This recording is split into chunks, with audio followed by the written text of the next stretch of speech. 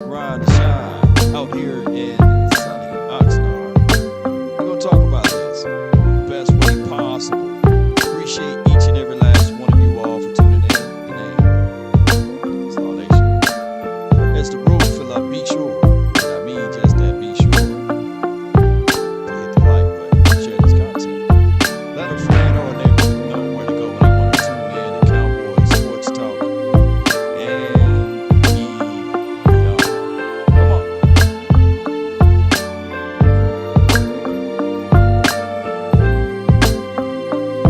We're going to talk about what are the levels of respect times expectations more. If you've been following the channel, you will know what we're about to talk about, Cowboy Nation. We're going to get it going the best way possible. Appreciate you and you.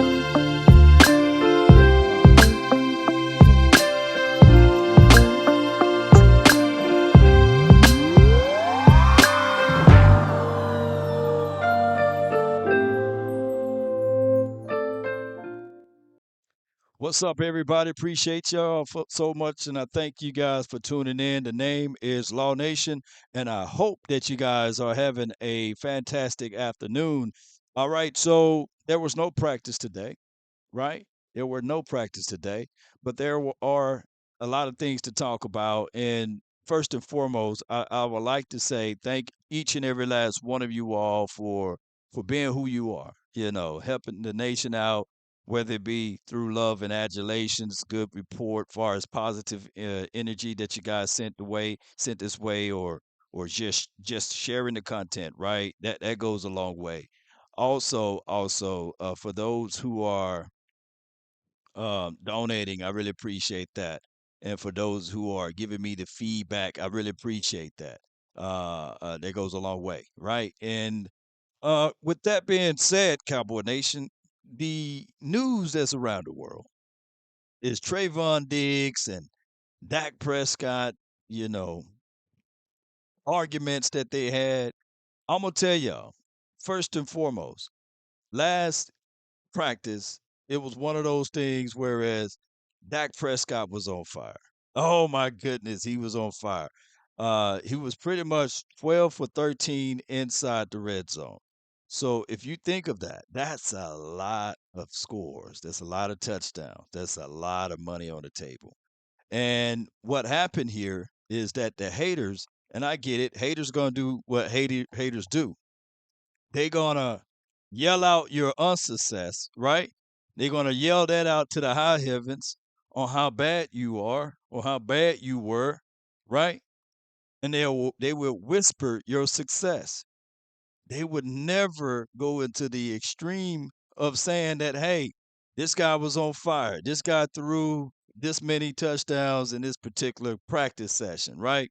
But they would, for dog sure, let everybody know what happened on a little spat from a defensive back to Dak Prescott. And truth be said, that is who Diggs is. Diggs got this multiple personality, whereas he's silent when you talk to him and see him out in public. But on the field, he turns it up to a whole nother level, which we all love. We don't like it, we love it. And that is the mindset that a DB must have. Let me repeat, that is a mindset that a DB must have. And if a DB don't have that type of mindset, technically, I don't even want to hear him, right? And that is the reality of it. Now, when we go through these spaces and we talk about things, and I kind of bring up points or what have you, and a lot of people will miss the meat worrying about the potatoes, meaning that they will only look at the negative connotations of it and not the full picture. There's been situations like this before. I pointed it out on social media. I pointed it out even to my brother. Me and my brother, we talked about this as well. Whereas we literally seen Josh Norman get into it with Cam. Cam, Josh Allen getting into it with one of his defensive guys, defensive tackles, by the way. So we seen these type of things happening before. It's not nothing new, Cowboy Nation, and that's just the reality of it. Unfortunately, for those who never seen this type of sport, they look at it like, hey, there should be shaking of their hand after practice. There should be hugs, right? You should help the opposition up once you knock them down. No, no, no, no, no, no. Who out there remember me when we do the play by play and I'm sitting there saying, "Don't pick them up, don't help them up." No, no, I take points off. You knock them down on the ground, you keep them there, right? And we seen things like this before. And I'm gonna see if I can pull this picture up. This was Panthers, and I know I had it somewhere in this thing. Panthers teammate Cam Newton and Josh Norman fight, right? Right. I mean, come on, man. We've seen this before. And we seen Joshua Allen fight, right? With his defensive tackle guy in a more situation, whereas it's to the point that I like this type of energy. I'm not even gonna lie to kick it to you guys. I like this type of energy, meaning that we got some dogs on this team. We got some guys that's willing to bark, fight, do it up. So I do like that. And truth be told, it's disrespectful when you are not giving the energy that you're supposed to give to your quarterback. It's disrespectful. It's the opposite, right? I would tell people, and my brother know this for sure.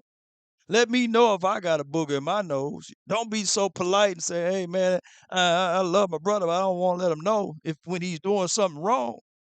I respect that more when you get nasty and say, "Hey, dog, get that booger out your nose, get that sleep out your eyes," those type of things. So I like knowing that we got these type of temperaments out here. And for those who grew up in a soft society, and I'm not saying that there's something wrong with it, but football is just what it's supposed to be. The gladiator type of sport. I can't stand offensive players, and offensive players can't stand defensive players. That's just how it is. I've literally seen Peyton Manning, one of the greatest quarterbacks to ever grace this game, go at it with his center, right? And he said, run the play that I told you to run. You know what I'm saying? Stop changing it. Yes, indeed. Brush your teeth. Yeah, all of that good stuff, y'all. And that's just how it is. It's disrespectful to the game when we try to get too nice and too cute, right? Hey, it's just what it is, man. And I feel what people are saying, but when I look at everything, let me see if I got the clip right here. We're gonna circle back to the clip. Let my guy Ernie play this clip. I can't talk too much.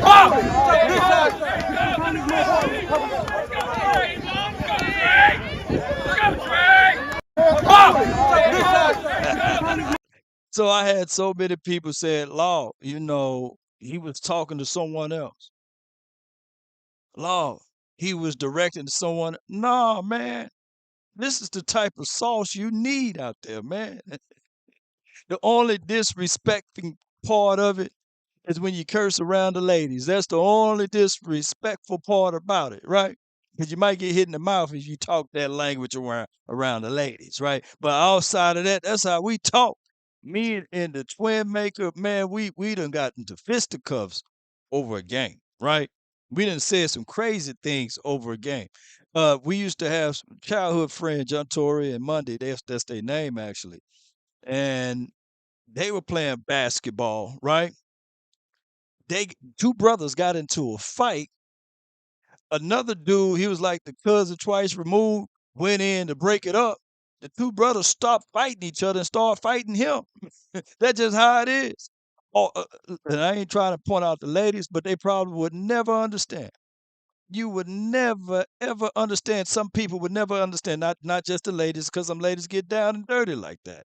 But that's just how it goes in this beautiful sport. And they adapt it up, shake it up, and get moving. You know what the problem is with the modern day society? Shoot, the problem is with modern day society. Everybody want to win. Nobody want to lose. Nobody want to lose. Everybody want to win. Everybody want to get into a fight and then they lose, they say, "Well, I'm going to the car." Yeah, who knows that? You know what I'm saying? They lose, they say, "Well, I'm gonna go to the car and get that heat." Nah, man, lace them up, fight.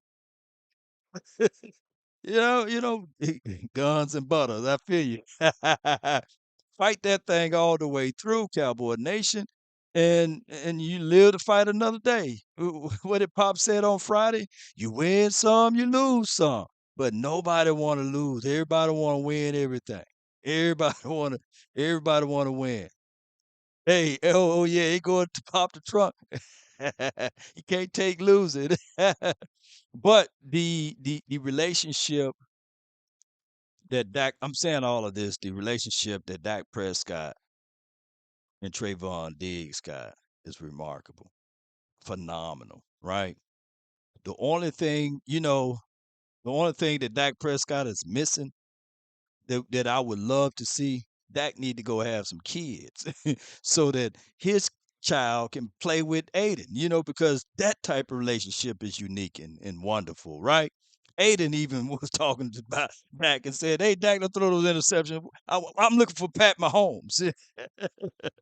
But it's just what it is, Cowboy Nation, and hopefully things can go iron its way out. But let me play this clip right quick for you. 2021, right? Yeah. You just became a starter. You had 11 picks, right? Crazy, right? You hear the commentators and the broadcasters, trying to downgrade your play, talking about That's you gave disrespect. up 900 yards, 1,000 yards. Yeah. That's crazy. How you feel about that, man? Let me answer it for you. Hey, y'all tripping, man. Y'all biased, because guess what? Your favorite corner that y'all talking about, if he gave up 900, they gave up 800. Go look it up. So you're 100 off. And he got 11 picks, and they might only got 4. So y'all stop with the biasness. I ain't letting that go on around me. So y'all cut that. His productivity is through the roof. Compare it. The yards, or whatever you want to, stop it with the bullshit. I ain't going for it. Now you can speak. I just feel like, I play for the Cowboys, so everything that I do or everything that, like anything I do is going to be looked at or judged. So I know, my flaws in my game. I know what I'm good at. And I feel like I'm going to eventually get better, or, I don't even think it's a problem, honestly. Like, there you go. I feel like, it is what it is. Football. It happens. Like, you get better. It happens. Like, ain't nobody not going to get hit with a double move or whatever the case may be. But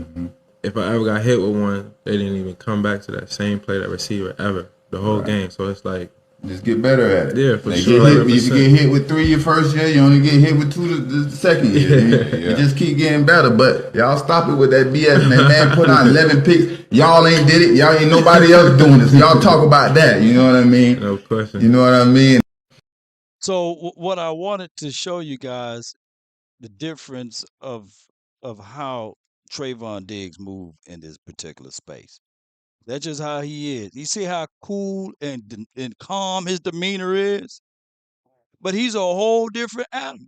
A whole different animal when he's out there on the field. He's a whole different.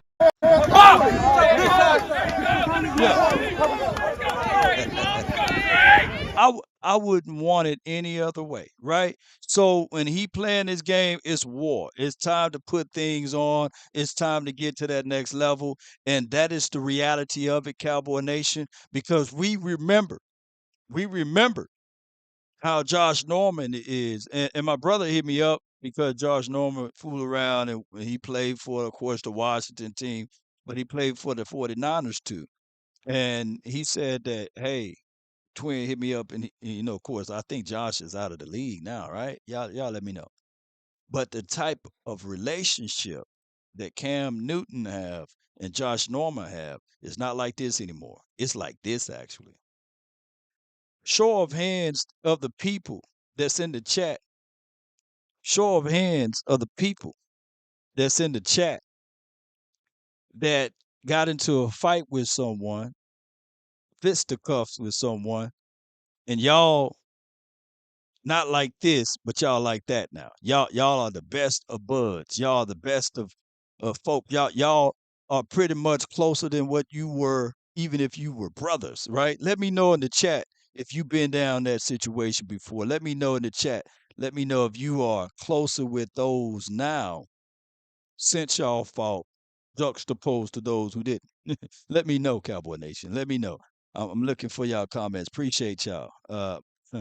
Yeah, me, Common Sense Lab, right? I love weed 100%, 1000%. Yeah, real. Yeah, man, sure. Get into a fight with somebody. Some of y'all are closer with me. I had Nate, shout out to Nate. He took me out to eat when I first got to Oxnard, and he said, "Law, I couldn't stand you when you first started. I couldn't stand your show. But man, you got this type uh, of of energy that I grew into it, you know. And the whole time I'm sitting here like, all right, yeah, yeah. I'm eating my oodles and noodles. He took me to a nice restaurant, and I was sitting like, yeah. And that's just how it goes. Sometimes you may look at it from the outside, trying to look in, and it's not the same. But then when y'all start to hear me, because I got people, I got Ghostface Killer, whatever his name is. He make it 1000% known every episode. Oh man, you suck, Law. You trash, Law. And I go into the comments and I don't even block them. I re-release it so it can sit there and stay. Because at the end of the day, ladies and gentlemen, we just want our Cowboys to win. I don't care what it looked like. I don't care if everybody on the defense can't stand Dak Prescott. I don't care if they want to talk about it about X, Y, and Z about the man, right? I don't care about that. But as long as we winning, shoo, they can be fighting each other. I don't newsflash. I don't want the defense to like the offense. And I don't want the offense to like the defense. But that's why I say it's important for year before last or last year, it was important for us to have those joint practices. It was important. That's why I still think it's important for the NFL to have 4 preseason games juxtaposed to 3. It's important for those boys to fight other people because at that, I'm gonna tell y'all, man, testosterone is a real thing. And when you hanging around a lot of testosterone, something about to pop off, man. You know what I'm saying? Something is about to pop off. Look, you gonna have a real bull gonna buck, a real dog gonna bite. Oh, that dog's so cute and cuddly. He don't bite. He got teeth. We had Doberman pictures. We had rock wallers. You know, shoot, talking about all that saying it sounds good. Don't bite the hand that feeds you. Don't feed those dogs for a couple of days and watch what they do. You know, come on, man.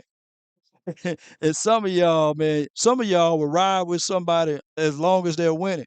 But when they lose, y'all will leave and run off from them, man. Everybody was like Spence. Everybody, mama, uncle, cousin. Oh, they love Spence, man. Spence gonna beat Bud up, man. And Bud gonna get beat down.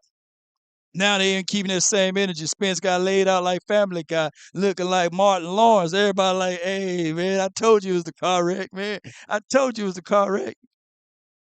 Shoot. I love weed. Poodles have teeth. Yeah. But them other dogs, hey, them little small dogs, they'll bite you too. Them ankle biters. Shoot. I seen a little dog run a big dog all the way up a tree almost. But that's just how it goes, y'all. It is. But what I want people to understand and know that when we have our spats, yeah, James Brown said he's still team Spence. Come on, Spence. We love Dallas Law. Appreciate you, 43. Appreciate you, man. Law, chill. We all okay. Appreciate you. You roll. Yeah, yeah, yeah, yeah. I'm just making sure, but not everybody. Some people ran. Some people ran. I want some people when it's time to fight. Y'all ready to roll up and fight? Some people rolling up and run.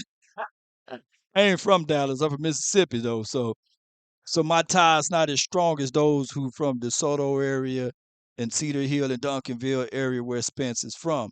What do you think about Zach Martin to hold out? Zach Martin is a situation too that he looking around and he's seeing the future. He sees the guy to the right of him about to get paid, and he sees and foresees the guy to the left of him about to get paid. and he's counting the money and he see where he's getting paid at, and he's not happy with it. So he's looking at it like, Cowboys, I did you a favor. Now it's time for you to return. I did you a favor. Now it's time for you to return. So Daniel says, you need a tripod for a camera? No, I don't need a tripod. Tripods, I don't need a tripod. Law, how is the O line looking? Keep hearing bad things on the O line. Been fickle because of the fact that when you see that, it's a good thing. Trust me, it's a good thing because you want the O line to look a little fickle when you have Michael Parsons out there. You have Big Bo, Big Jonathan Hankins, Mozzie, all of those boys that's out there. Okay, and I'm gonna say this too for those. Let me say this for those who try to give any camera advice when I'm out there in Oxnard. Stop it. Because anything that you thought of, Loudon already thought of it. Anything that you thought that you can produce better, Loudon already thought of it. And the reason the footage looked like that when we go live is because it's all shot through a cell phone. You can't shoot out there with a professional camera streaming. Now, the other clip, when you see this clip right here, and I'm just going to give you guys a little game right here. When you see this clip, that's me holding the same camera, but it's pre-recorded. It's gonna have all of the stabilizers in there. It's gonna have all of the things that's necessary. But the problem is when you do it this way, it's gonna take time to render.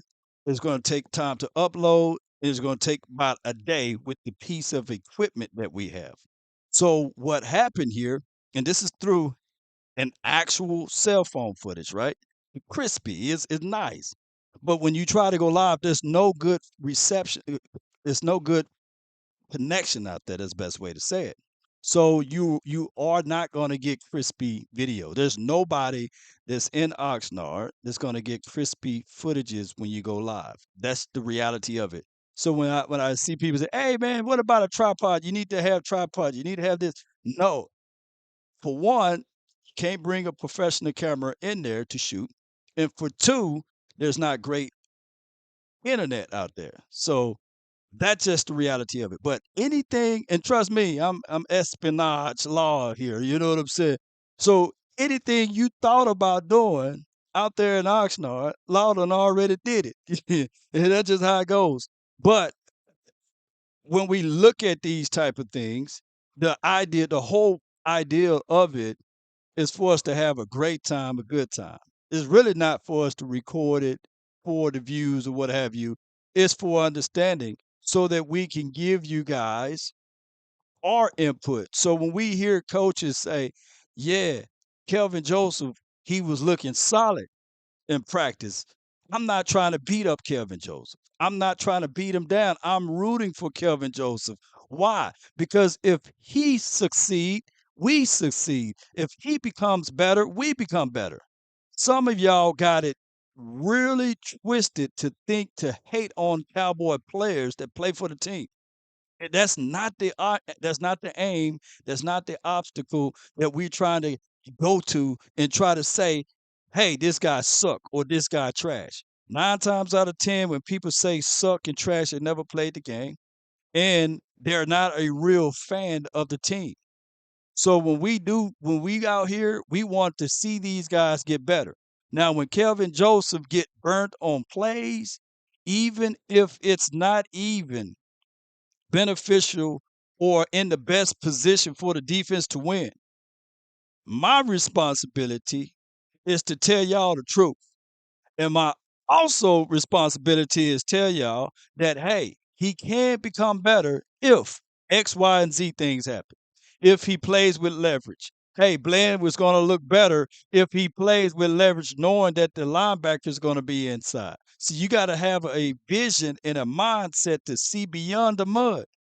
And some people don't have that. Some people don't understand that.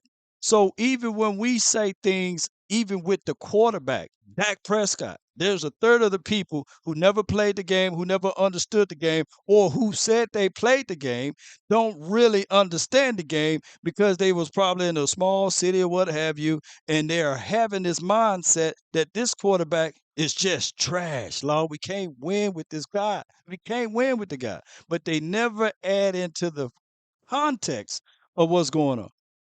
For example, if I were to put y'all in a room of coaches and you had a choice, these choices right here: Pat Mahomes, Jason Garrett, Andy Reid, Dak Prescott. Granted, given the situation, likely chances are you can only pick one with the other. You can't pick Andy Reid and Pat Mahomes. You can only pick Andy Reid and Dak, and you can only pick Jason Garrett and Pat Mahomes.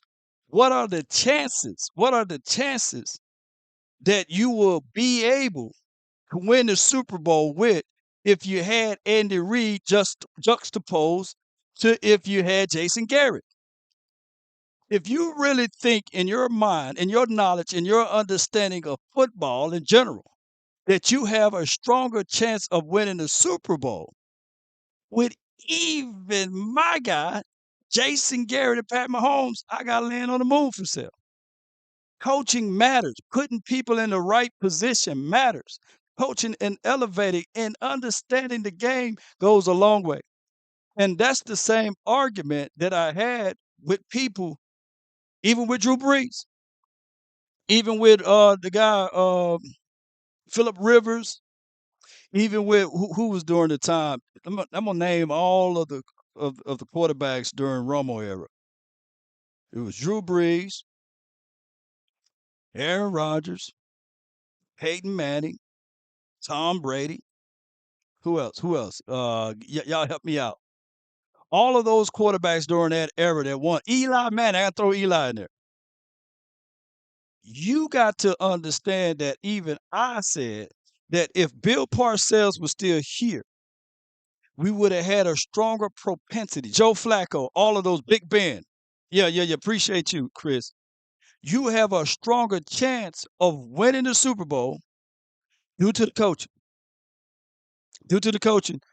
If, and I'm using the operative word if, Bill Parcells would have been the actual coach of the Cowboys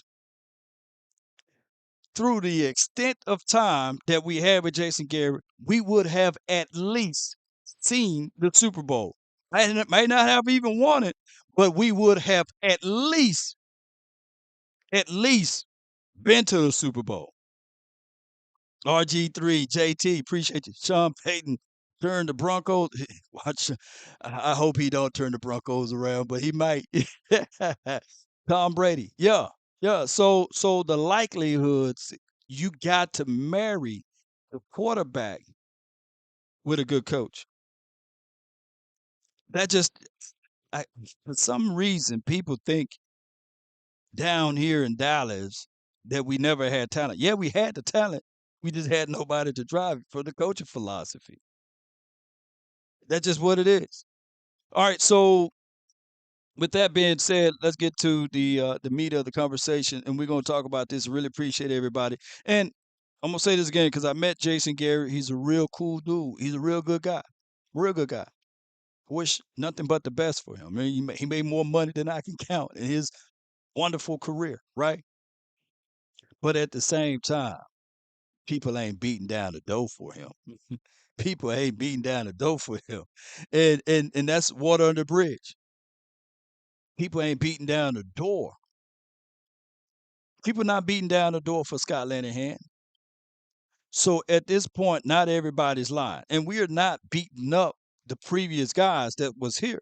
But for Dog Shore, when I look at this tape and I look at a few things, I can see with my natural eyes some changes that's happening with Shotty, with my guy also, Big Mike McCarthy. So we can see some turbulence of changes here in a good way. And sometimes that's just what it is. When Rob Marinelli left here, nobody was saying, "Hey, man, let's go get Rob Marinelli, man. Let's see what he can do for their defense." And shout out to Rob Marinelli. We may have him on the show one day this year. But I'm just saying, people were not beating down the door for Rob Marinelli. Got rid of him. We became a historically bad defense the following year. Why? Well, there was Mike McCarthy hired Mike Nolan. People were not beating down the door for Mike Nolan, by the way. And then he had to understand real quickly, if he want to keep this job, let me put some right coaches in front of this situation. And then that's when Dan Quinn got it here. Shoot. Are we the same defense since Dan Quinn been here? Hmm? Black Lion says all great quarterbacks who won a Super Bowl with a great coach. Yup. I can only name, and I'm not trying to take a dump on Barry Switzer, but at least in college, in the collegiate era, right? He's a Hall of Fame coach there. Shoot, he got a nice resume for you, the OU. Y'all, let me know. All right, who's a questionable coach to win a Super Bowl, though? I'm trying to think. Outside of Barry Switzer, who was a real questionable coach?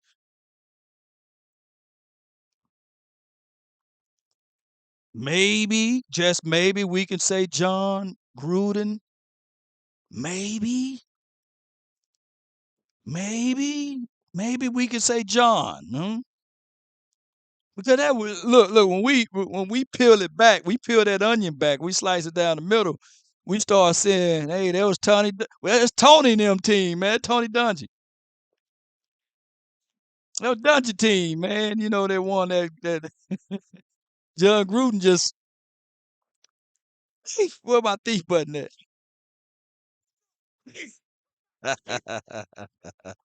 No doubt, man. Sure. Mike Tomlin. The only thing, Jay Recruiter, I would give Mike Tomlin is a hell of a coach. And we had some guys that played in the NFL that gave backing for Mike Tomlin.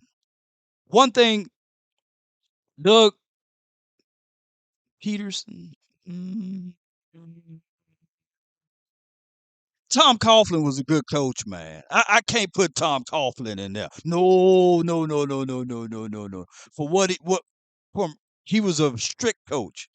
He was a very strict coach.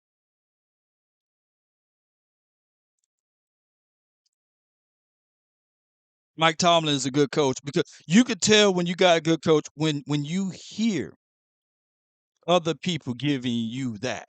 I don't hear a lot of people, and like I said, I ain't beating up my guy Jason Garrett, but I don't hear people echoing, "Yeah, man, Jason Garrett put us in these type of things." We can call up Jesse Holland now, and Jesse Holland will say, "Hey, he was a good guy, but he had very blandness to his game." Doug if Doug Peterson, I'm put like this. This is what I'm gonna do with Doug because Doug is a disciple of Andy Reid. And one thing I can tell you that some of the philosophies and the principles that Andy installed, you can see the put it like this. I got it. I got the answer to it. You know if you're a great coach by the fruit you bear. By the because everybody got what they call a quote unquote coaching tree. And you would know if you're a great coach if you have your disciples replicating and doing the things that you put out, right? And you can say, yeah, that's part of that person's tree. That's part of that person's tree. Yeah, that boy right there, man. So if you don't have a coaching tree, 9 times out of 10, you wasn't really a good coach, in my opinion. In my opinion. Only thing I can say that we probably wet the bed with Barry Switzer was the fact that Dave Wanstead should have been the head coach instead of Barry. We should have figured out ways since Jimmy Johnson and that debacle or what have you. We should have gave it to Dave Wanstead. Although he went to the Chicago and he didn't do a lot of good things there, I believe. But yeah, you would know if you are a great coach if you can produce some good fruit. That's just how it is, man. That's even biblically almost, man. By the fruit you bear. So right now, Jason Garrett, I don't even know technically, I don't even know if Kellen Moore is a part of Jason Garrett's tree. I don't know. Because it's some type of weird birth right there. It's between like a half Garrett Hands baby, you know? Bill Cowher, that's one guy I give it to you. Troy. Ooh, boy, I don't know how we got on this conversation, but I'll give you that. Bill wasn't that deep of a coach. Coward, he would just spit at you, you know. Joe Gibbs, oh man, all right, man. Let's get this show on the road, man. Appreciate y'all, man. I got some audio. We're gonna watch Deuce Vaughn spin around. Boy, y'all had some good comments on Deuce Vaughn, man. It's it. Kellen is a branch off. Todd Bowles.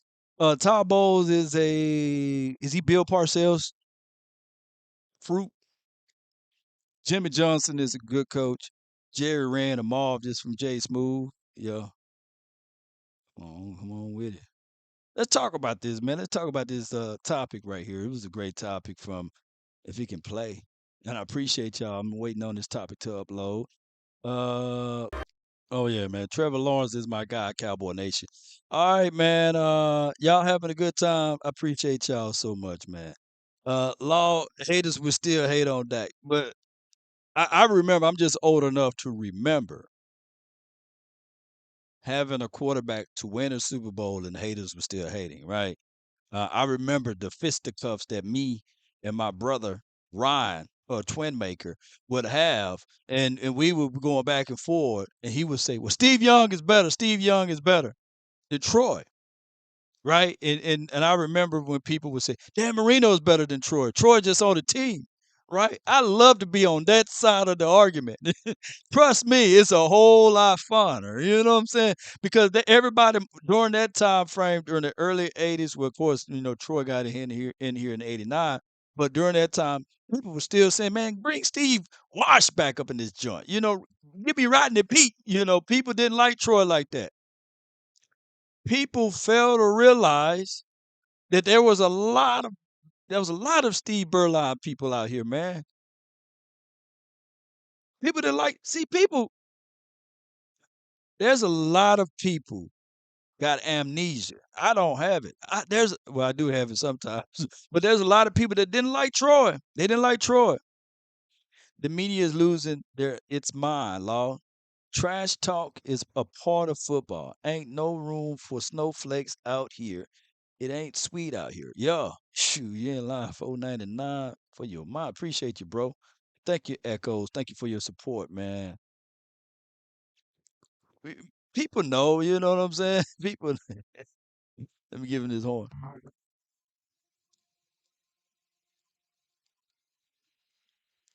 Man, come on, man. California Gold. Yeah. Thoughts on Van Der Esch? I think Van Der Esch is going to have his best season.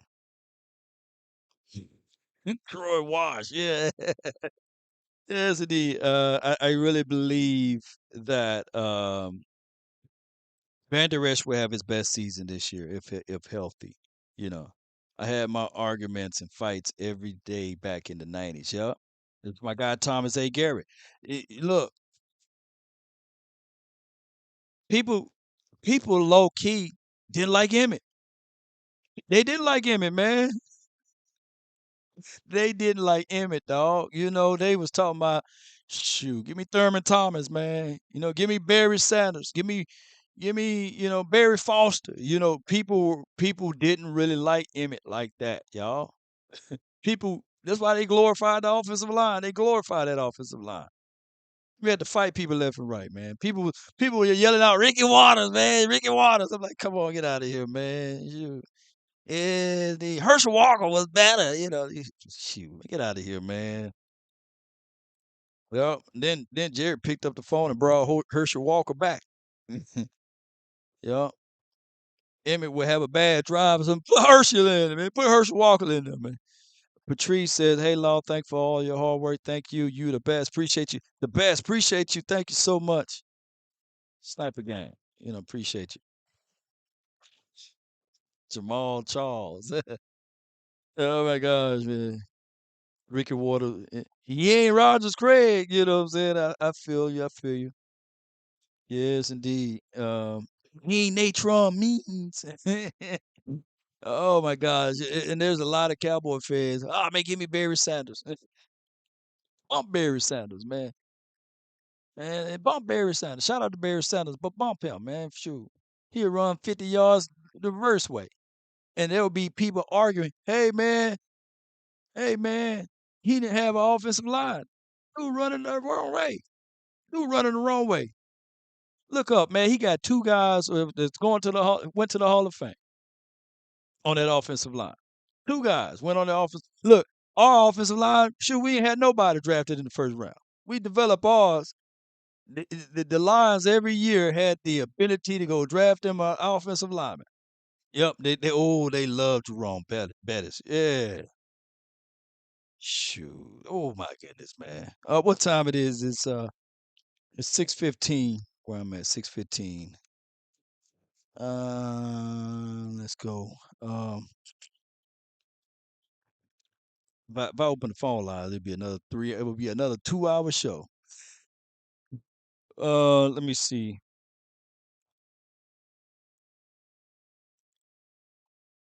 Yeah. Let's see. Do I open up? I would start all of this.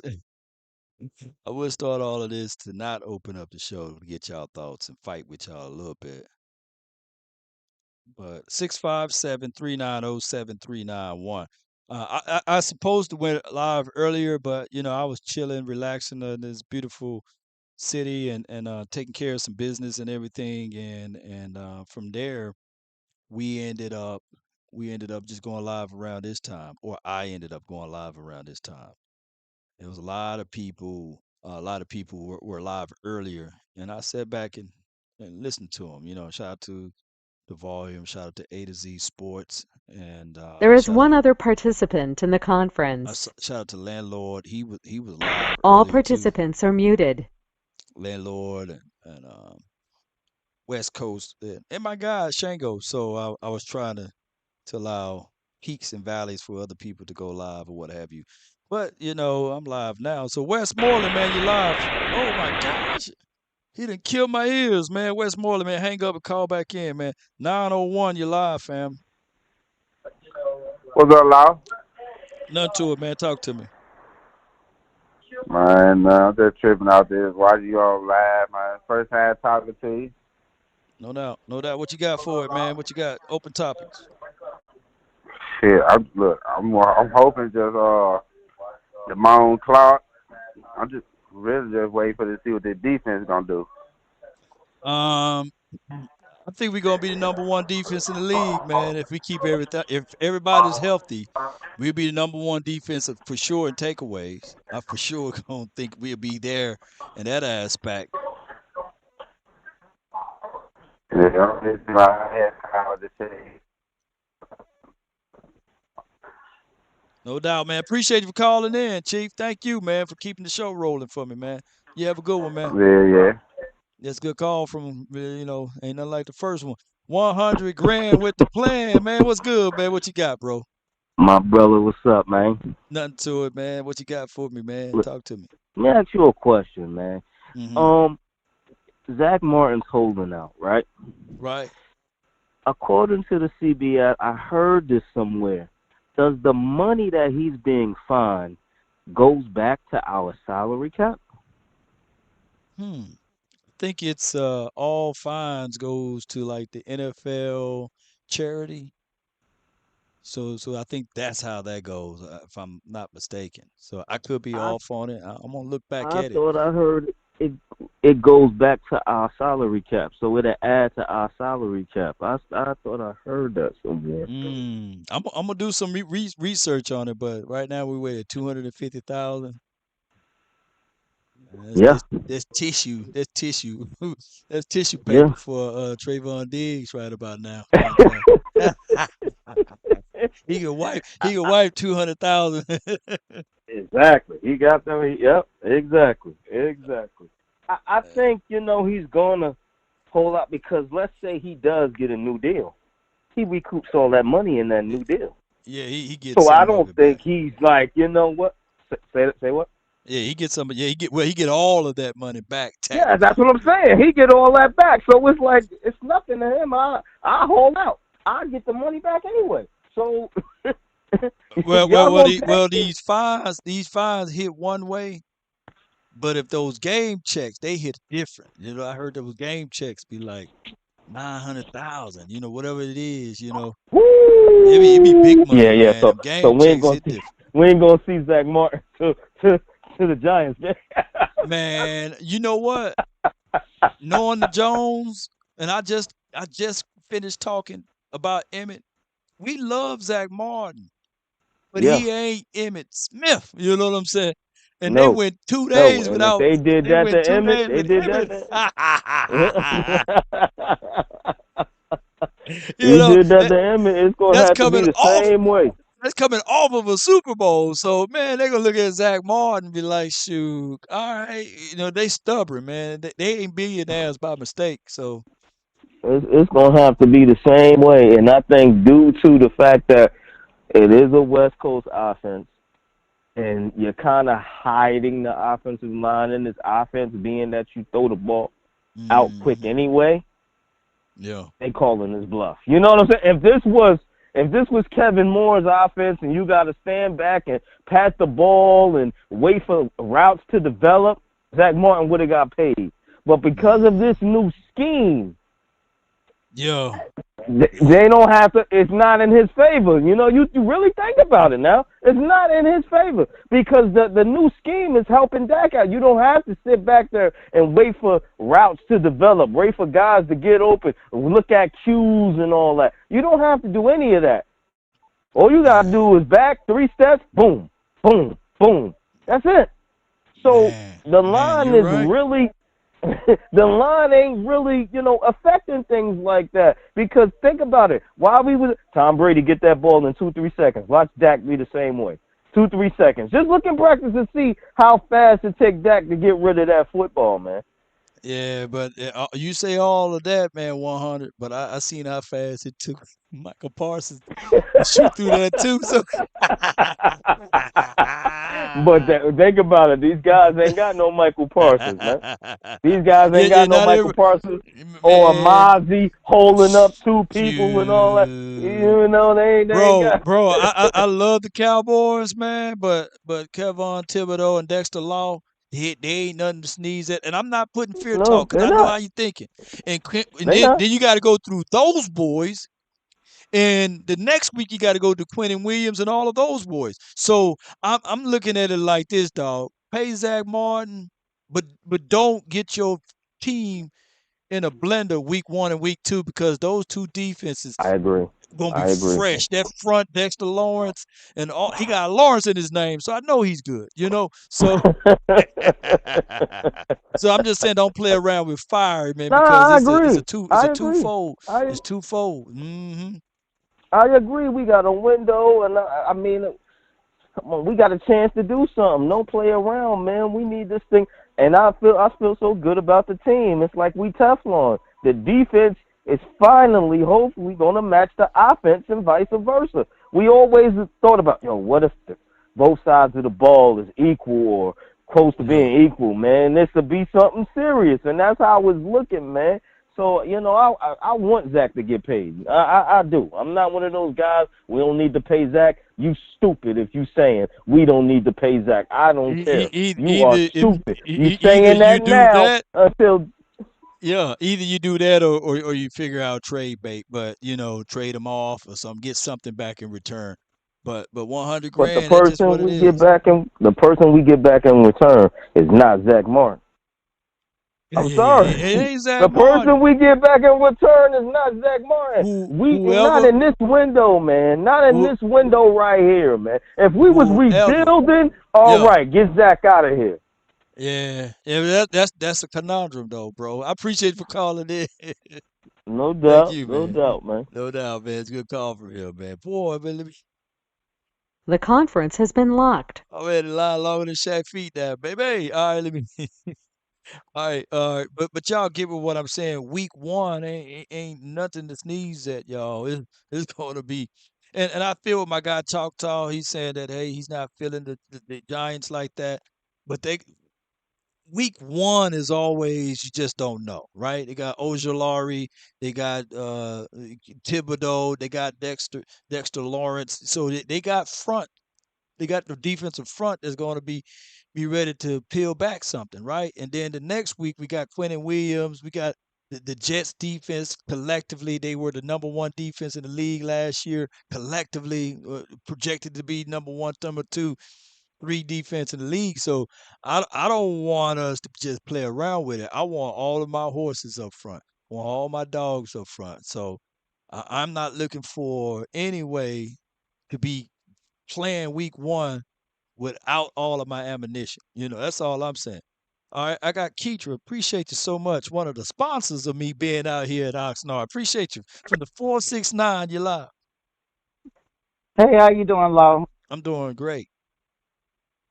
I ain't really want nothing. I was gonna answer his question. I just looked it up. They said that all of the fines from the NFL and the holdouts and stuff go to something called Legends in Need for the former players that need some assistance. So it goes to a charity, like you said. Oh, it goes to a charity, like a 501c something like that charity, huh? Yeah, for the former players, it's called Legends in Need. Oh, Legends of Need. So, I mean, technically, Zach Martin doing a noble thing then. 200,000 for sure, Mm, 250,000 for sure.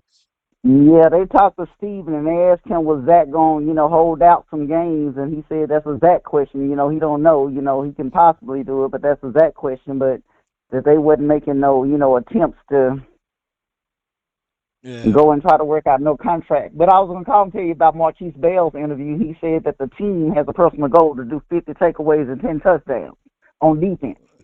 Ooh, 50. God Lord. Well, hey, let's go. Let's get it. If they put it into their mind, I think that they should be able to get it. Appreciate you, Yeah, Keith. I really didn't have none. I just called to, just say that because I heard him ask, so I just looked it up while he was talking. But that was it. No doubt. Appreciate you. Thank you so much for calling in. Okay. No doubt. That's a good call from her. Yes, indeed. Chris 214. You live from the 469. What's going on, Law? Nothing to it, Chief. Talk to me, man. Hey, Law, man, I ain't gonna lie to you, man. I'm calling with a little bit chip on my shoulder, man. And let me ask you something, Law. How old are you? Man, I'm in my 40s, man. I'm older than Jason Witten. How about that? That's What's good, fine. though? What's good Which with you, man? means that, yeah, which means that you've seen this team won. Now, me, I'm 26 years old. Oh, I've okay. never seen, yeah, like, I've never seen my team get past the divisional round, right? Okay. And when I see stuff on Instagram, on Twitter, like these folks are fiending for any cowboy news about Dak throwing a pick or bad pass. And quite frankly, man, well, it's been outrageous, but it's just, man, like, I'm tired of it. And like, I'm really just wishing we put it all together this year. Like, I've never seen Yeah. my team win. I'm just wishing for that, man, because, man, it's getting outrageous out here. Like, you got folks from the other 31 teams are following Cowboy media just to Yeah. just to see what they can find I I get, mean, Chris, I get exactly what you're saying because when you got Barstool Sports, you got PFF, I think Game Day, Cowboys, not Cowboys Game Day, but Game Day, NFL Game Day. That's a organization that they pretty good. Everybody got the memes ready. This is it's just what it is, a punching bag, right? It's a money grab. And I can't tell you how to feel because it's just what it is. People get a kickoff on the Cowboys' misery, but it's only prevalent because we at one point in time was this great organization. that won a lot, right? But they not picking Oh at the yeah. Cleveland. They're not picking at the Jets. They're not gonna pick at any other team, right? So that's just what it is, unfortunately. So as a person who's 26 years of age, I can tell you out of the 27 years we had Parcells for three and a half of those years. We had hopes then, and the same hopes we had during Parcells, we have it now. That's my only positivity that I can give you because back to back 12 and 5, 12 and 5 last year, we did something that we didn't do in 30 years, and that's older than you. And that's win a road playoff game. That's older than you, man. 30. That's 30 years. You have Yeah, you yeah, 4 years. yeah, You yeah. 4 years from 30, man. Yeah, yeah. And we did that Yeah, last year. man. So that's growth, man. That's growth. So if anybody can find a Yeah, yeah, yeah, yeah. positivity out of it, is me on that statement right there. So meaning that Yeah, yeah, yeah. we are closer to that victory than what we were 5 years ago, 10 years ago, and truth be said, 20 years ago. Yes, sir. One more statement. Go ahead. Oh man, like if Dak if Dak and his team, okay, just this team, but mainly Dak. If Dak, because I honestly think he got a quiet chip on his shoulder. I I know he does. I know he does. But if Dak and his team can put it just to get over this hump one time, we gonna be there. We gonna make everybody eat crow. Like everybody, there's nothing that they can take this away from us. Nobody. Yeah, man, I appreciate you for calling in, Chris. We got some other callers, but just keep the faith, man. And guess when we win, don't hold back, man. Don't hold back. That's all I can say, man. But All don't right, eat no Law. horse droppings though. Don't eat no horse droppings. Nah, I got you. All right, man. Salute, man. That's Chris 214. But I get the people, man, who never got a chance to witness the Super Bowl, right? Or witness us being in these good graces. And I've been down there in my earlier stages of the early '80s, and we never got over the hump during that time frame with Danny White and all of those boys. But I can tell you that holding on to the faith, right? I didn't jump side. I could have easily just switched and been like a 49er fan, like my brother Twin Maker, right? Right. I could have easily did that and jump over to the Giants. I think they got two Super Bowls within that time frame at that point, I believe, or the Washington team, right? The Bears, during the '80s or what have you. But we holding alls, man, for the Cowboys, and it's easier to run from it right now. It's easier for it to be like Barstool Sports or Pat McAfee show that's on ESPN. It's easier to say that your team will not win the Super Bowl. There's only one team to lift that Lombardi trophy. It's easier. Think about this. It is easier, let's say for example, I think the 72 Dolphins. There's probably be a Dolphin fan somewhere, and he probably rooting for his Dolphins team, and he haven't seen the Super Bowl since 1972, but he's still holding on, right? But it's easier to say, hey man, ain't nobody gonna be undefeated, right? Like my team, man, I'm 72, Dolphins go. But it's easier to be right now a team of haters versus a team of someone saying that, hey, my team is gonna win, right? We're gonna go all the way to the X, Y, and Z. But it's harder to stay rooted in and supporting this team and fighting all of these folks, man. And the way the world works is just like this. They want you to be team of players, not individual team anymore. It's more beneficial for you to like the players versus the team. That's why fantasy football league is such a prevalent sport. People making millions of dollars for having fantasy league. Man, look at FanDuel. Look at betting services. Follow the trend, follow the money. It's parity in the league. They don't want you. Everybody that's a diehard Cowboy fan, they don't want you guys. We dying off. They don't want nobody like me. Chris 214, they don't want you no more, man. They don't want somebody who's 26 years old who only rooting for the Cowboys. It benefit them more if you root for the Jets, if you root for the Browns, if you root for the Ravens, right? That's why I couldn't even play fantasy football league. I played it one time, 1 year. And I told myself I ain't finna do that no more, no more. It was the year 2020. They played some type of fantasy league. They got mad at me because I was picking all Cowboy players. Y'all remember that?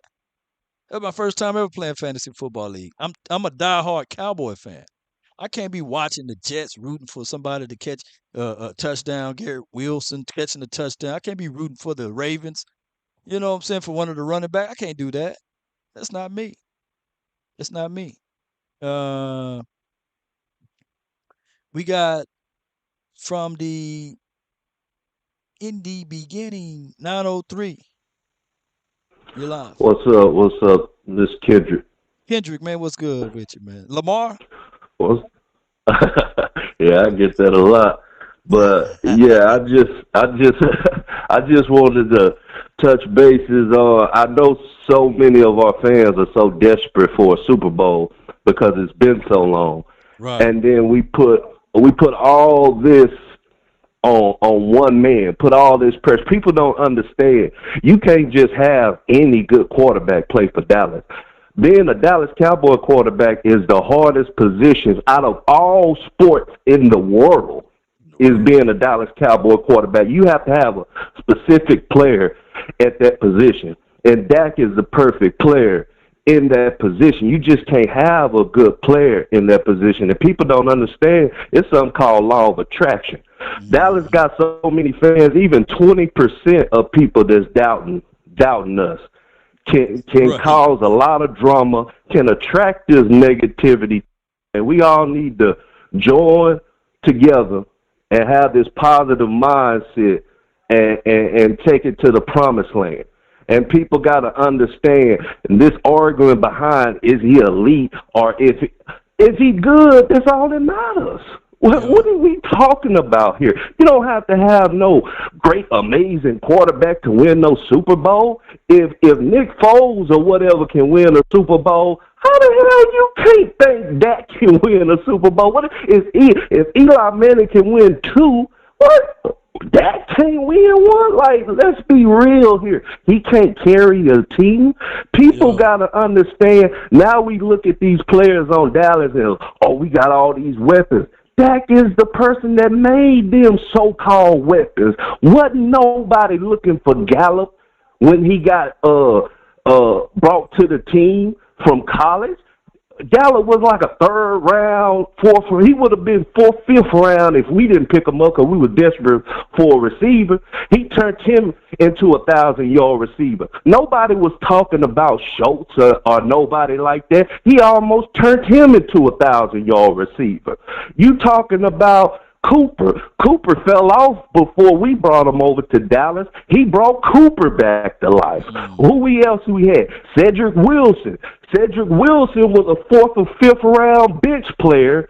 He didn't even play the whole year. He had over 600 yards. If he would have played the whole year, he would have turned Cedric Wilson into a 1,000-yard receiver. What is these people talking about, man? Then you talking about Burrow, top 5. Burrow played half the year that a couple of years ago. Then he had one good year when he went to the Super Bowl, and he fell off last year. But now he's an elite the second best in the NFL.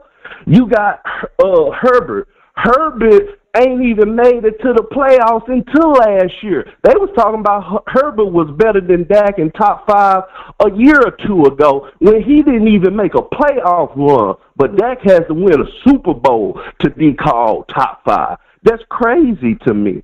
You know what I'm saying? And then you got Rodgers. He fell off last year. He ain't been to the Super Bowl in what, 10, 12 years or something?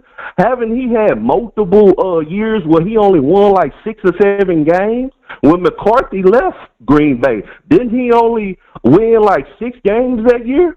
You know what I'm talking about? And people are not understanding these things. A lot of times when Zeke was in his prime and he was busting for them long yards, that was Dak changing the play and handing the ball off to Zeke so he can break for that. When you see Dak waving his hand saying kill, kill, that was a pass play. He changed it into a run play, and then Zeke break for all those yards. Then they steady talking about our offensive line is this great, amazing offensive line. Where?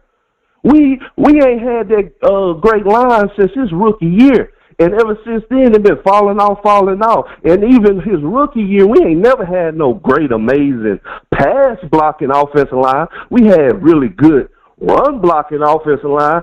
We ain't never had no great pass-blocking O-line. And you talking about every year, our linemen can't even stay healthy.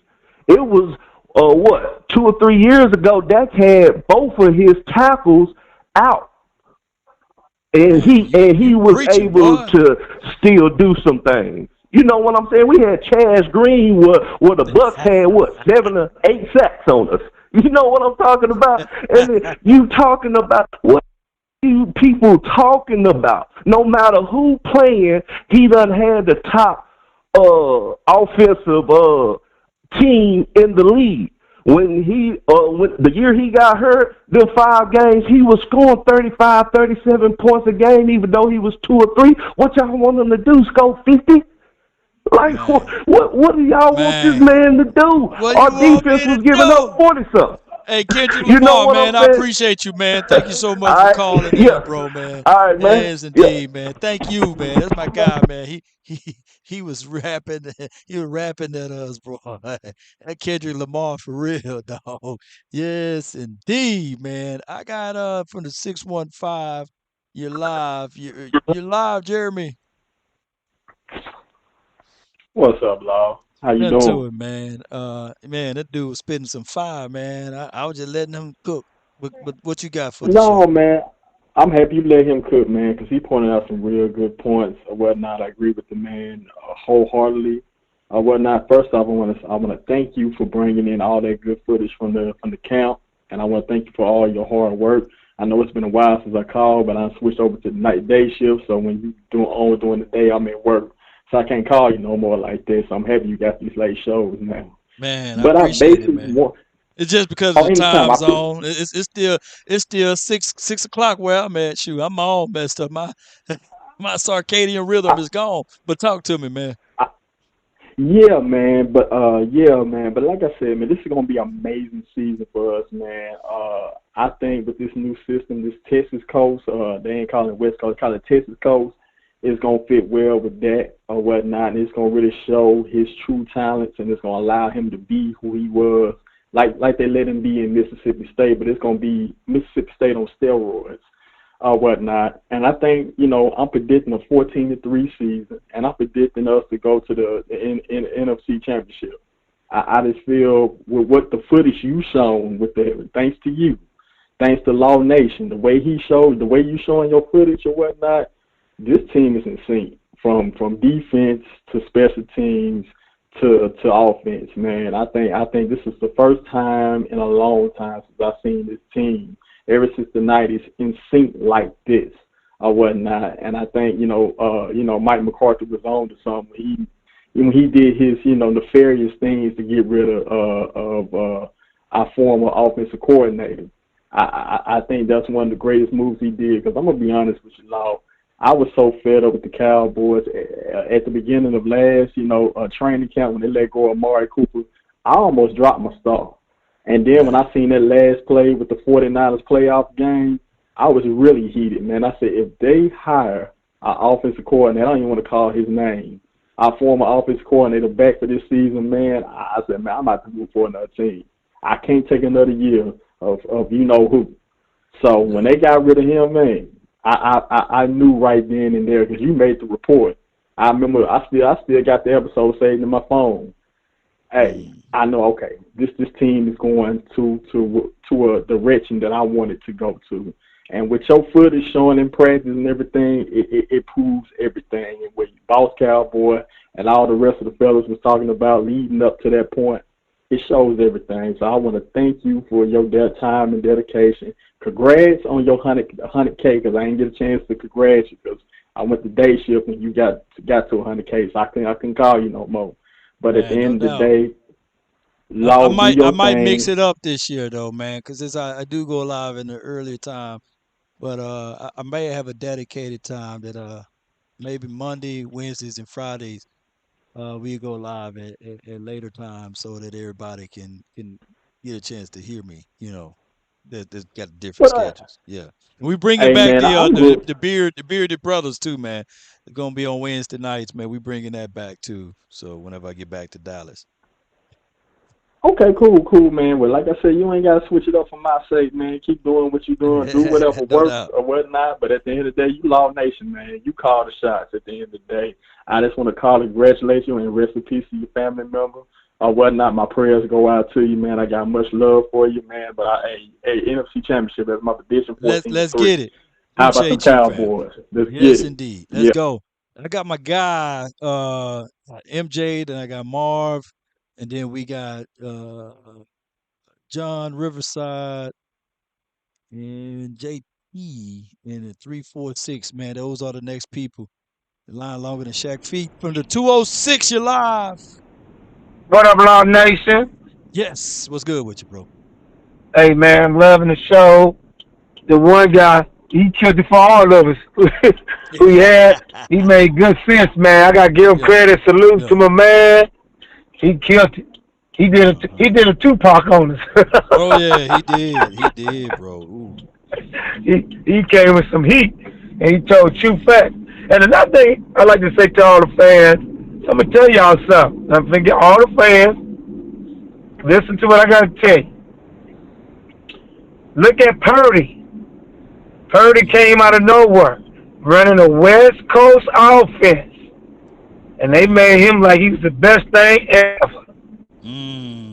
Now listen to me, Cowboy fans. Every Cowboy fan, Purdy running that West Coast, and you remember, Law Nation brother said if they had Dak Prescott, they would win a Super Bowl. Yeah. In a West Coast offense. He did say that. Now you got him in a West Coast offense where he could destroy, use his feet. He got the weapons, and they about to destroy. They gonna average like 35 points a game. They're gonna be killing teams. I'm gonna tell you right now. It's gonna be hard to stop them. And like I tell you, if the 49ers listening, ain't no more option routes. You can't jump them routes no more. And you about to get a 30 burger like we used to beat you before you start looking up and beating us with Kellen Moore. Thank God he's gone, just like the guy said. Salute. Going on, let your boy, throw like 20 interceptions this year. And I'm going to see what they say. And, oh, man, kill him. And then another thing, they keep acting like it's an insult. It's like, Law Nation, you won the Super Bowl, and Marv never won a Super Bowl, but they ranking me over you. What kind of dumb junk is that? But they just doing that for ratings.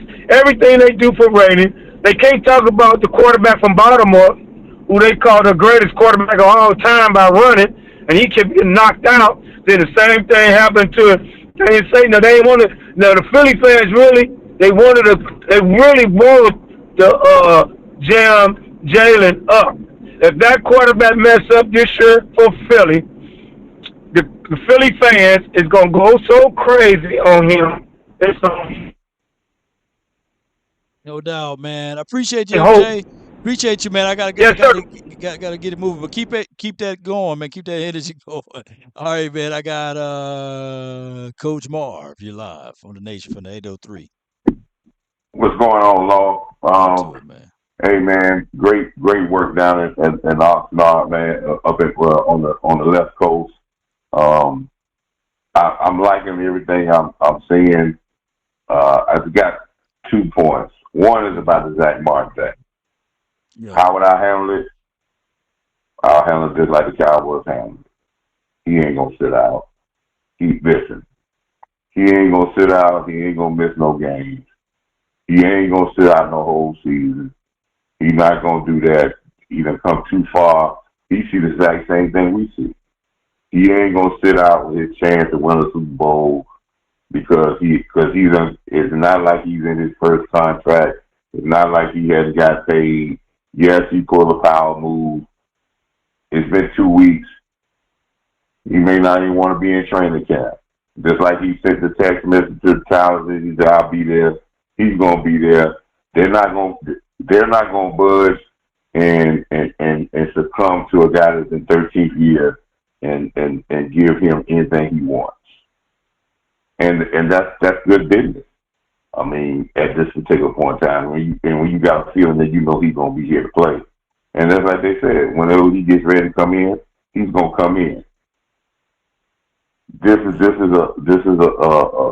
move that I hear what the Cowboys said. Their thing is that they're gonna work ways to pay their young guys. People keep talking about Parsons getting paid, but there's some other guys that's going to be coming up with contracts as well when Parsons come up, because we've had 2 good drafts. That whole draft that Parsons had, there's going to be some guys that's going to need to get paid as well.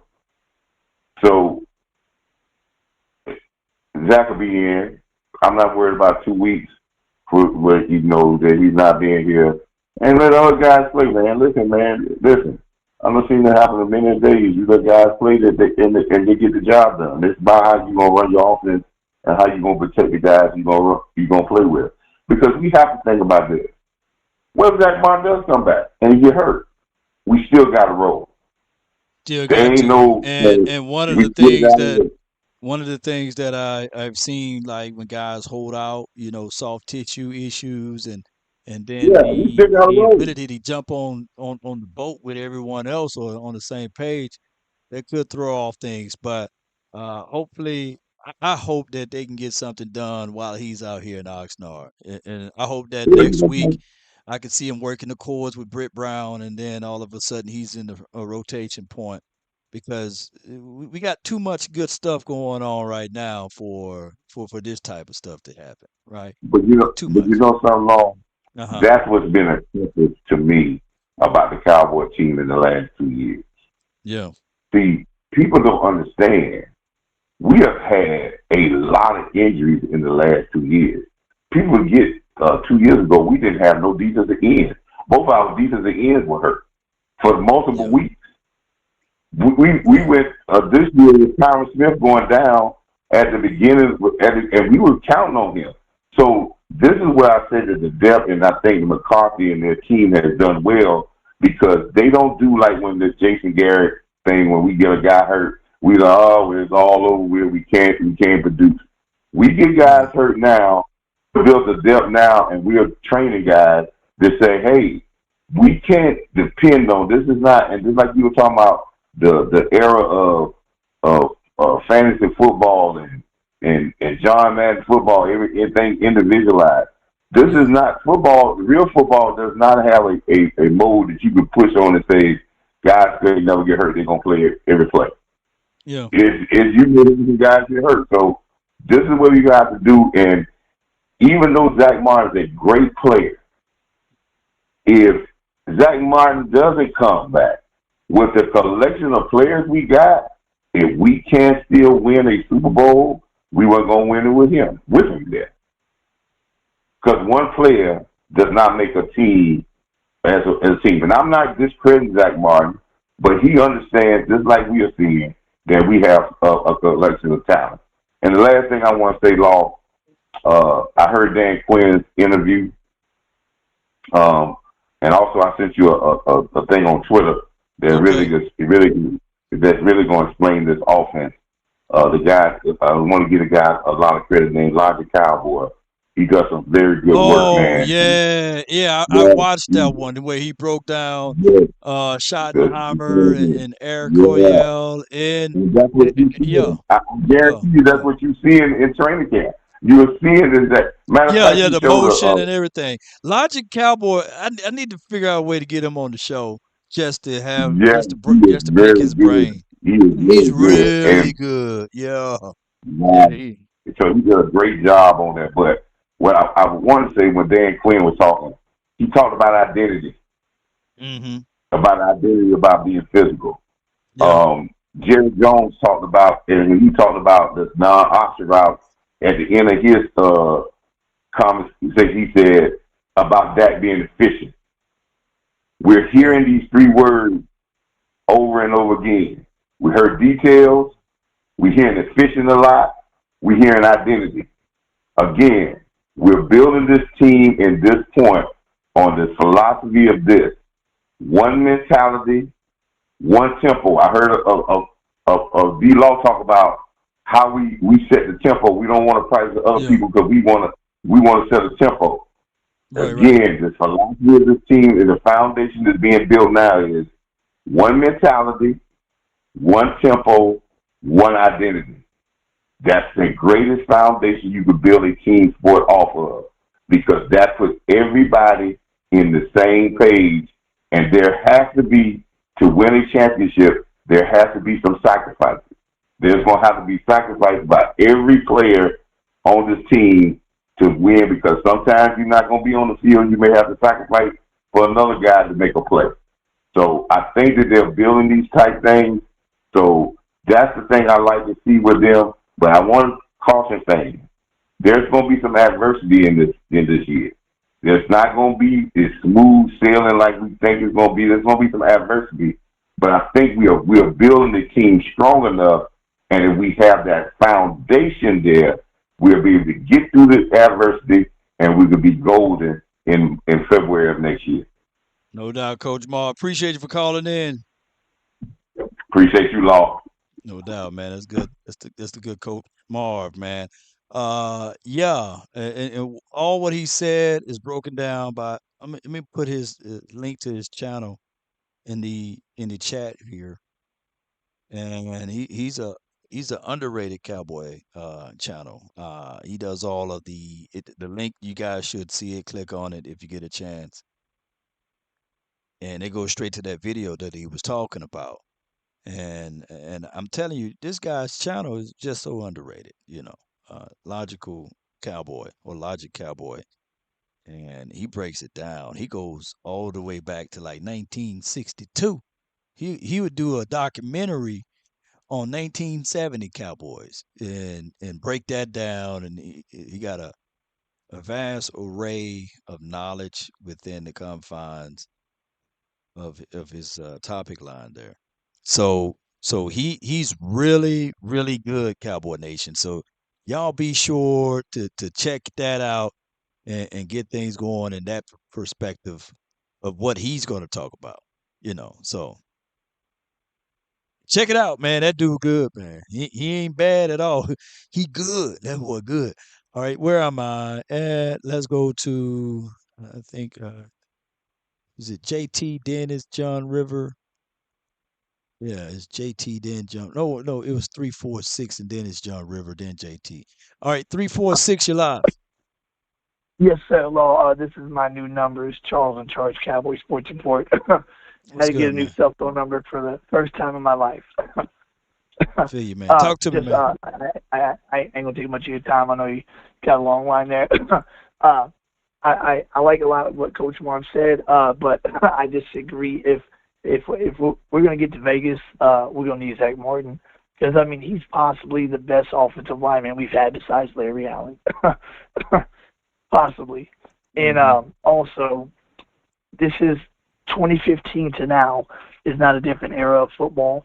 In 2015, the Broncos defense basically carried them to the Super Bowl and won it. In the playoffs, they shut down New England, who was hot, and they shut down Carolina, who was super hot. I think this defense has the chance to be in the second tier of the best single-season defenses of all time. the top tier is 85 Bears, 2,000 Ravens. Nobody's ever going to be that good on defense again. It just, with the rules now, it's impossible. But I think this defense could be as good as the 99 Bucks. The 99 Bucks, people forget how good that team was. I mean, they went to the championship game, held the greatest show on turf at 13 points, and almost beat them 9-6, but lost 13-6. Actually, it was 5-6, I think, but before the Rams scored that touchdown. But then you got the 0-2 Bucks, the 13 Hawks, and the 15 Broncos. I think the 23 Cowboys defense has a chance to be in that category, to be good enough to where Dak can kind of revert back to 2016 Dak and just play game manager, not do too much. If the throw is not there, throw it away. Live to see another set of downs. Live to see a punt. Let your defense go on the field and do what it does. You see Micah, is kind of like in practice right now. You know what I mean? And, Right. and I like what Mike Fisher said, that whenever he coached middle school football for a couple of years before he was a full-time sports writer, sometimes he'd have to bench a player during practice, not because the guy was bad, the kid was bad, but the kid was too good and he was disturbing practice to where, they couldn't get nothing done. That's kind of where Mike is at right now. So I cannot wait to see what he's going to do this year. I think he's going to be the unanimous Defensive Player of the Year and probably give us the season that we haven't seen a defensive player give in the last decade or two. No doubt, man. I appreciate you so much for calling in, man. Thank you, man. And that's a great observation. You have a good man. one. Charles in charge, man. Reprogram my number. This is my new my new cell. Just so you know, who it is whenever I call in. All right, brother. No doubt, All man. right, I got have a good you. one. All right, how about them Cowboys? How about them, baby? That's Charles in charge, and he's right, man, about the defense and what have you. I think that this team is loaded from A to Z. We just got reservations on the offensive line now, right? But the only reason why I'm kind of going back and forth with the offensive line is because of the fact that we do have Zach Martin sitting out in this new installment. Not saying that Zach Martin is not capable of picking up Mike Solari's system and scheme, but it could be some trade-offs to it, meaning that possibly Terrence Steele could have some hiccups. Tyler Biotish could have some hiccups when you add somebody new. Offensive line is the only unit that all five guys got to be on the same page. And you're only as strong as your weakest link. So that's how that goes. Appreciate you, Matt Batten. Appreciate you. Thank you so much for the support. You said you're the best. Keep up the good work. Missed you. Love you, Law. Appreciate you. Much love to you. I'm 7 subscribers away from 109. So if you guys can hit that subscribe button, I really don't beg you guys to hit the subscribe button. But if you guys can do that for me, let me know if you subscribe to the channel. Let's continue to grow, and salute to all of the people that's on my Facebook. Thank you guys for getting me to where we're supposed to be at there too. John, you're live from the 951. You're live on the Nation, John. Look, I'm locked in, man. I'm a real Nation affiliate. I've been following you from the beginning. I'm loyal to my soil. You hear me? Yeah, I love that. Bars, baby. You know what I'm saying? Yeah. We might not agree on everything, but we for sure locked in. You hear me? You know we locked in. You think I agree with my brother, the twin maker? You think I agree with him all the time? No. Esau and Jacob type stuff. You know what I'm saying? It's all good. Biblically speaking. Go ahead with it, bro. Talk to me, man. One thing I want to say, man, as Cowboys fans, year in and year out, we should already have this impeccable thick skin that, that come with the game, that come with being a Cowboy fan. We should have this defense, this thing that where nothing the media say, nothing nobody say should really bother us. Man, but come on, after John. watching, some people got that banana skin, man. And shoot, you squeeze it, it turn brown and black, man. So some people gonna have that weak skin over here in Cowboys land, man. Because I promise you, man. Sometimes I'm sitting there every time I go on Instagram. Everywhere I go on Facebook, there's a whole community. I hate Cowboys, and there's on the top of my news feed for some reason. Or I go to Twitter.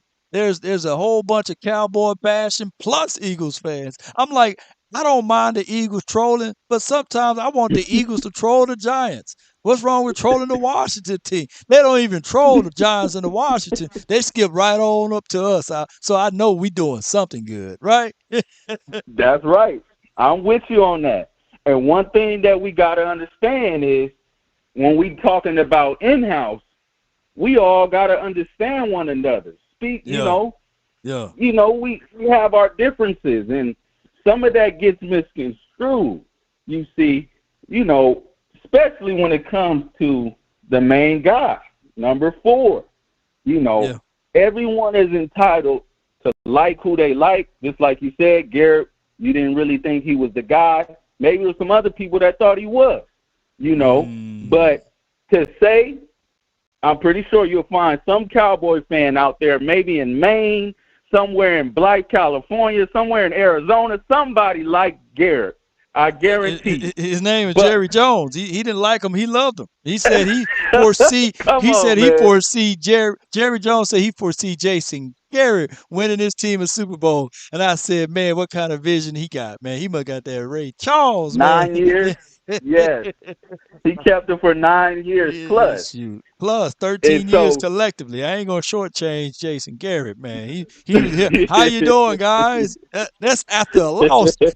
How you doing, guys? That was after a loss. It was after a loss, after a win. It was the same cadence. How you doing, guys? Clapping the hands, right? The hand clap. Get the clapper. Right. But what I can take from that, though, and I heard your take earlier on Jason Garrett. I mean, you went on for maybe a few minutes. I heard what you said. I've been really heard your take on him prior to this today. Yeah. But one thing I can say, bro, you don't hate the man, do you? Do you hate him? No, I met him. He got the wettest hand, the smoothest hand in life. I said he never did no outside work because that's how I judge a man when I shake his hand. And if it's smooth and if it ain't a hard grip, he got a good grip, but it was smooth. I said, man, he need to do some hoeing around the yard, some trimmings or something, man. But he's a real good dude, though. He's a real good guy. Solid. Yeah. Yeah. And so what I take from that is, man, you just didn't like his philosophy of the game. You didn't like him after a certain amount of time being our coach. And collectively, you have every right to feel the way you feel. And I say that to say this. Well, hold on In-house. before you go into that. I just feel, how Tupac said you made a G today, but you made it in a sleazy way. You know what I'm saying? It's like I get Jason Garrett. I understood the whole aspect of him becoming the head coach, but I felt that it was given and not earned. And I'm not trying to put him in that spot to say that he shouldn't be a head coach, but I think that it should have been someone else in that spot, not just given to him. That's just my thoughts, and I could be 1,000,000% wrong with that too. That's an honest take right there. You said you could have been totally wrong off that. So I respect that. And so what I was trying to maneuver into, because I guess I'm the hot take on your show sometimes. Some of the fans don't like me. But I want to redeem. I really want to let people know, man, I don't hate Dak Prescott. Just like you don't hate Jason Garrett. The thing that I'm trying to say is everybody has their own opinion, man. And we got to stop saying people hate this person or people hate that person. That's not healthy. It's not healthy at all to talk like that. Because I could, it doesn't do nobody good to just be so divisive like that. I'm trying to really make this come out the right way, because it's like in-house as fans, like we are slid down the middle when it comes to Dak. Or however many slices you want to call it. But you got people that really don't rock with the dude because they have their personal reasons. But that don't give nobody no reason to say, oh, you hate the man. That's a strong word, man. That's a real strong word, man. I got every entitlement to feel the way I feel about him, but I don't hate nobody, bro. You know what I'm saying? I just, at a point in my life, bro, watching him play, I got my reasons to stand where I'm standing at. And that we got to stop this in-house, oh, you're not a real fan, or you not a real fan because you, like, come on, bro. Like, it's But like, but let me I let me call let them me let Dak. me put this in these type of terms. Are you a big movie guy? Oh, heck yeah, for All right, sure. you remember Spider-Man when he Yeah. saved the people on the train and he Uh-huh. ended up losing his mask, and Yeah. there could have been a situation where somebody said, "You know what? He's a little old boy, but I still gonna show his identity off to the world." But they realized and they understood that the reason why they were able to be there safely is because this young guy with his powers. And I'm not saying that Dak Prescott got all of the powers in the world, but there's a time to talk bad about somebody, and there's a time to embrace and to help support. And there was a time for them to say, you know what? It's not about the clicks. It's not about the views. It's not about becoming a multimillionaire by revealing the identity of Spider-Man, Peter Parker. You know what I'm saying? So Right. what the people do that say they are in house and that say they support Dak Prescott, they snatching off the mask. They taking pictures saying, "Hey, this Peter Parker, man." You know what I'm saying? He can't do X, Y, and Z. He would never be X, Y, and Z, even though the same person that put on that helmet, risk his life for the play for this doggone team that we never had a losing season when healthy is out there is performing the best to his ability. People are still shaming the man. People are still saying that he sucks. People are still saying that he can't do X, Y, and Z from the inside, not the outsiders. And then when the outsiders say it, they jumping in even more. And that's how I see some of the in-house cowboy people. They are the ones that not going to put the mask back on them. They are the ones that will showcase and say, "Hey, he suck, he trash," and they don't even put the logical thinkings in there of the fact that we had Jason Garrett for the first 4 years, of the fact that they took the actual guy that was a backup quarterback for the team, elevated him to be the offensive coordinator, and say, "Hey, let's get it done."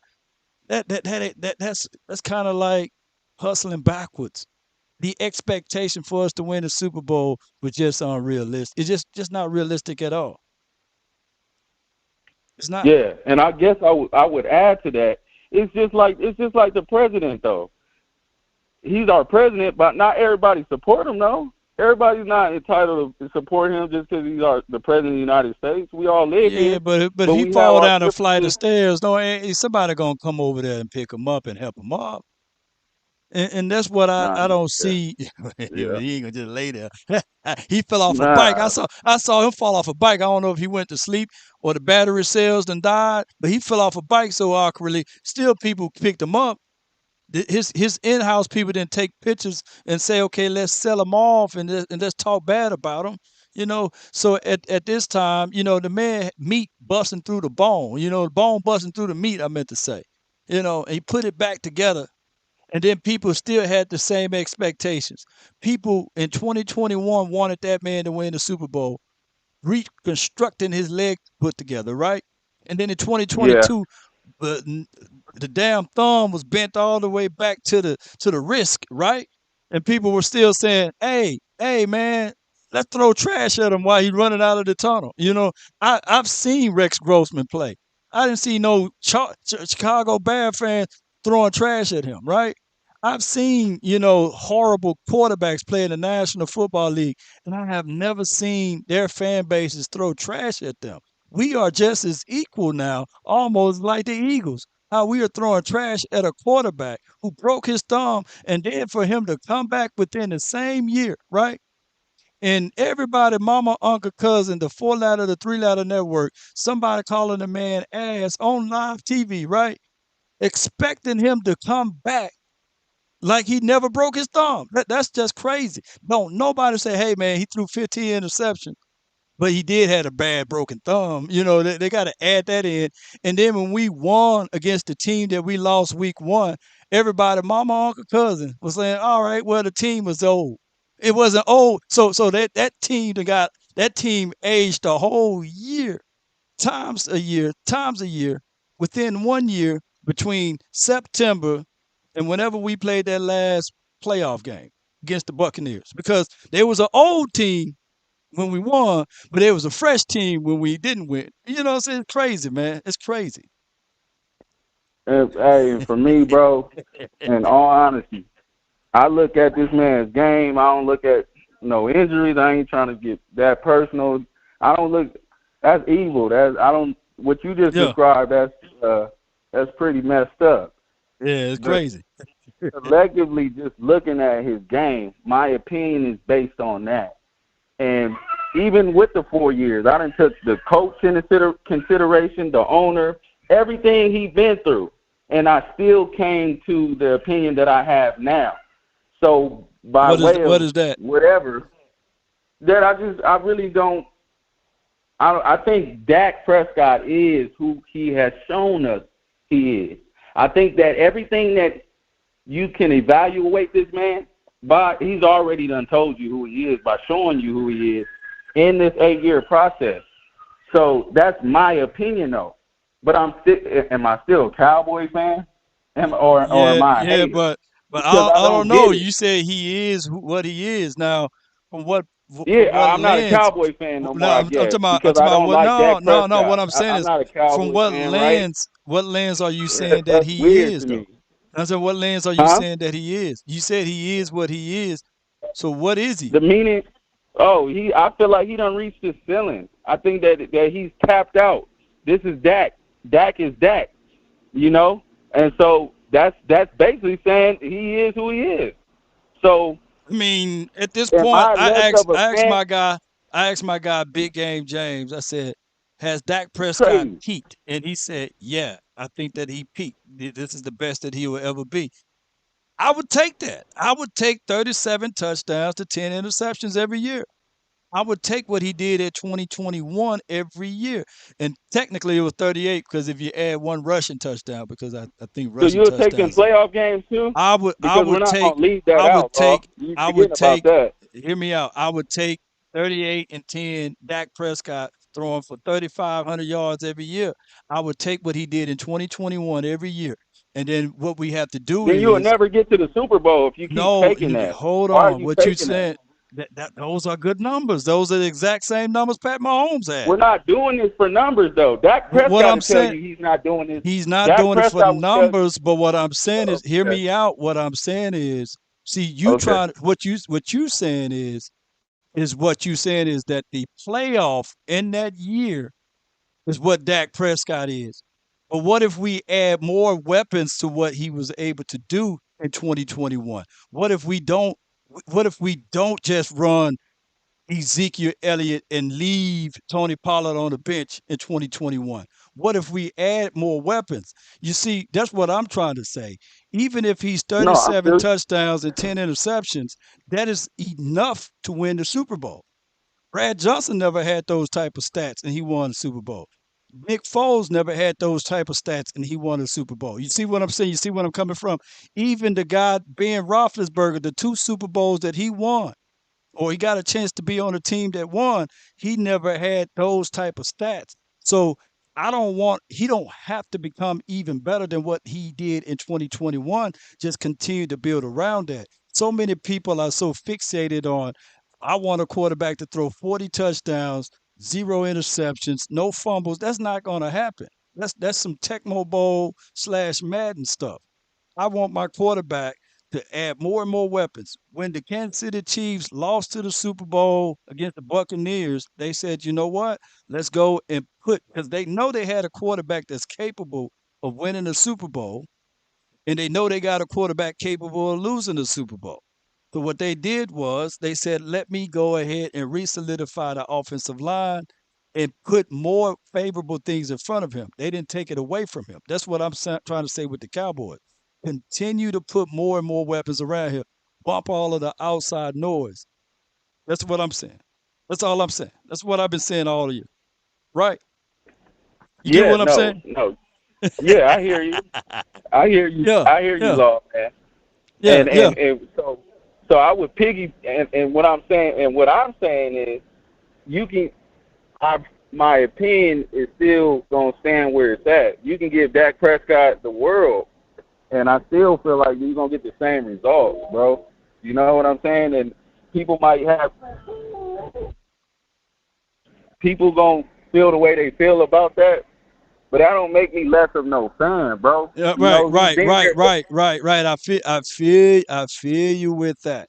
But what I'm saying is, we just went 12-5 with a Noah Brown, with Anthony Brown on the defensive side of the coin, right? We are better than what we are last year by the access of more people to be able to help Dak Prescott. We need every quarterback need help. And that's what the four ladder, the three ladder. You see, the four ladder, the three ladder network, they make it just about four. They said, okay, the Cowboys lost the game because of four. And that the only reason why the Cowboys are losing because of four. But they never say all of the things, right? They never bring up all of the things. That's all I'm saying. But I appreciate you for calling in, Riverside. I thank you too, Law. I appreciate No you, brother. doubt, man. Appreciate you. That's a good call from him. Good call from him. So basically, I'm saying the same thing. We arguing about the same thing. Basically, he's saying that Dak Prescott is who he is, and I'm saying, yeah, it's okay to be who he is. Just continue to build around it. Don't take it away. And the Cowboys continue every year. They used to take stuff away, take stuff away. I was listening to the show earlier this morning, Vought show. It was morning time where I was at, basically. And one of the callers was calling in saying that, hey, Dink and Dak, when was that established? That came from the Four Ladder Network. That came from the Four Ladder Network. From a guy named, his name is tip of my tongue, Cowherd. He gave Dak Prescott that name in 2016. Oh, he just dinking and dacking. You winning, dinking and dacking, 2017. Think about that. That was his rookie year. 17 was his sophomore year, right? His second year in the National Football League. He lost one of his most important weapons out of Ezekiel Elliott for 6 games. And it wasn't prepared loss too, because they was deliberating, do he get suspended for this game? Do he not get suspended for that game? It would have been better if the NFL didn't play around with it and say, for the first 6 games of the season, there will be no Ezekiel Elliott in 17. But we couldn't even plan around that because they were saying he gets suspended, he's not getting suspended. They suspended this brother on allegations. To this day, you can't find an arrest report for Ezekiel Elliott. No other quarterback had to go through that. It's equivalent to you saying who's the best player on the Cincinnati Bengals. It's equivalent for you saying in his second year, Joe Burrows, for you to take Joe Mixon and say, hey, he may get suspended, he's not getting suspended, he may get suspended, he might. It's crazy. You can't build around that and expecting the same results. It's not going to happen, ladies and gentlemen. And that's what we're trying to say. But people made Dinkin and Dakin a terrible situation when it's really, I seen Joe Montana win 3 Super Bowls with just Dinkin and Montana. You know what I'm saying? Roger Craig, I don't think that he would have won those Super Bowls without Roger Craig, without Jerry Rice. Jerry Rice wasn't a deep threat. Slack guy, take it to the house. 15 yards, and then he'd take it to the house. He wasn't taking the top off the defense. He was a nuanced route runner that would take a slant and go to the house. Thinking and Joe Montana and that thing all the way to the house. That's how football been. People think people were just dropping back, throwing 18, 20 yards per catch. No, they wasn't doing that. Joe Burrows is expected to be better. What round was Joe Burrows drafted, ladies and gentlemen? I'll wait. What round was Dak Prescott drafted? I'll wait. You got to develop the full picture. How many yards did Joe Mixon ran in that in the year they made it to the Super Bowl? Where were their defense ranked? Was it historically bad defense? No. T. Higgins, Jamar Chase, man, Tyler Boyd, those boys had weapons. And as poor as their offensive line was, that Joe Mixon still had 13 touchdowns, 1,300 yards rushing, 600 some yards receiving. Come on, man. But they don't want to tell the whole story.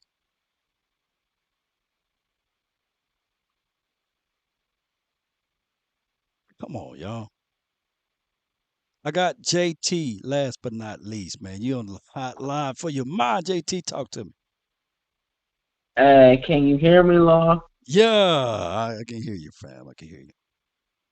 Hey, so the last one you just brought up about Joe Burrow is actually pretty fascinating because that offense is rocking and rolling, man. Like you got three just insane receivers. You got a good running game. And I think one thing actually people don't pay attention to is actually the tight end is underrated. Like they have a stacked team on offense, Law. They did. Well, I guess what I was doing is going back to the year they made it to the Super Bowl. Right, right. Right. You know, and Joe Burrows, he's supposed to be who he is. You know, he was drafted number one overall for a reason. You know, it's not like he was a Yep. developed quarterback that had to sit behind someone or a fourth round No. draft pick. I'm not saying that we should dog out Cincinnati for sucking enough to be there to draft him. You know, you have to suck bad in order to be able to draft a quarterback with the first pick or the second pick or what have you. We just never Right. sucked bad enough, No. unfortunately. Yeah. Well, and the thing is though, like the only year we really were that bad was because of injury. Like it Because of wasn't injuries. like when we're healthy, like we're not gonna be in a position to just because like people. And look, I know it's the media. I've beat them up a lot, but there are literally people, and I've seen this a lot. There are some people that are suggesting that we should try and tank for Caleb Williams. Like to me, look, this is the kind of stuff that just we gotta stop it. Like, first of all, can you imagine how bad? Like, we already get crushed enough as it is. Could you imagine how bad we get crushed if we just like went 3-14? Like, we would get destroyed. Like, first of Yeah, all.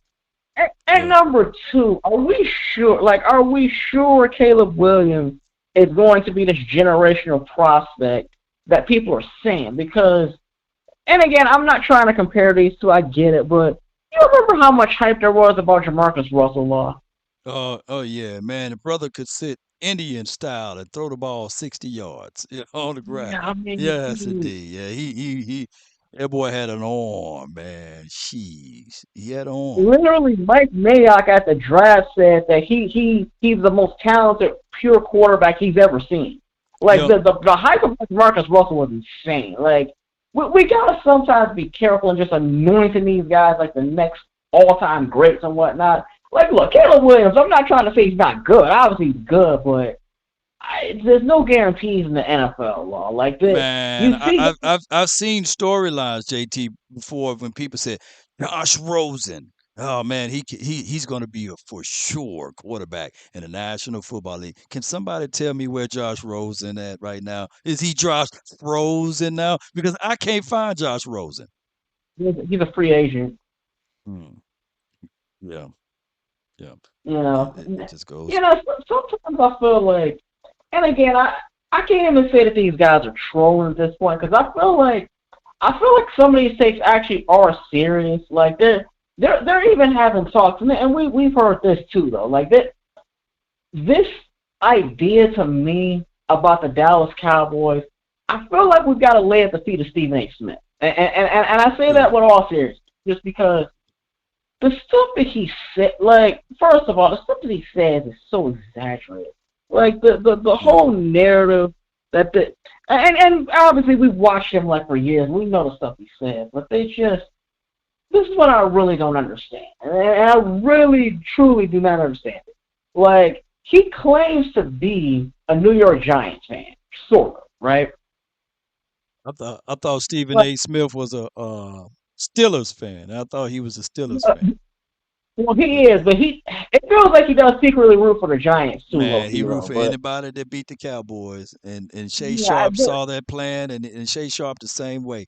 So all of those boys, they kind of root, and what's the girl, Joy Taylor, they just root for anybody to beat anybody that beat the Cowboys. They're gonna talk about it. wait, you Yeah, talking about on First Take? first thing first or first take, one of those shows, man. Oh no, you talking about Anybody that Molly Karen? Molly, Joy Taylor, all of them, Joy Taylor, Molly, same person. Far as football Well, acumen, yeah, Joy same Taylor person. does hate me though, low key, but Yeah, yeah. Yeah, same person. yeah, I mean, look, the media hate for like I get it, like hate and controversy sells, and I get that, but but anyway, the question. Sorry, I got off track. But the No, you question I was good. going to ask is, like, the Giants are a team that haven't won a playoff game in 12 years. Literally, they haven't won a playoff game since Eli Manning was still the quarterback. Like, my question is, Stephen A. Smith laughs at the Cowboys all the time for losing in the playoffs, but the team that he, I guess, secretly roots for in the Giants literally have not won a playoff game in 12 years. Wow. Like, you see the irony of that, right? Yeah, yeah. I feel you where you're coming from there. You know what I'm saying? You literally, I've seen a guy by the name Eastside Harold. He's a Texans fan, right? And he would he would literally jump over here and scoff and laugh at us. And we minding our own business, going through our own miseries, and then he would come jump over here. I've seen Saints fans do it for many of years. I've seen Falcons fans. Their team would lose, and they would be in the chat celebrating our loss. Like, come on, man. That's equivalent for us to lose, and we jump and leave and go to somebody else chat on another team that lost and start talking noise. I can't make this stuff up. I can't. It's just how it goes. Cowboys. Yeah, yeah, and here's the thing. This is another, I guess, hypocritical narrative that people have. Like, so I obviously the media cycle and all the hate and whatnot. Like, a lot of people have this narrative, and it's a very flawed one, that the Dallas Cowboys are a team that never beats good teams. Like, you've heard that narrative. Like, Yeah, I heard that. and Yeah. this is what I'm just trying to figure this out. If you go back and look at last year, right? So, obviously, we beat the Cincinnati Bengals in week 2, right? Yeah. We beat the Vikings, and we beat the Eagles, right? So those are 3 playoff teams. The Bengals went all the way to the AFC Championship. The Vikings were 11-0, and I think one scored games, right? And obviously the Eagles went to the Super Bowl. My question is, and again, my ultimate question in that narrative is, why do people still say that the Dallas Cowboys don't beat good teams, or if they choke in the biggest? It's like, what?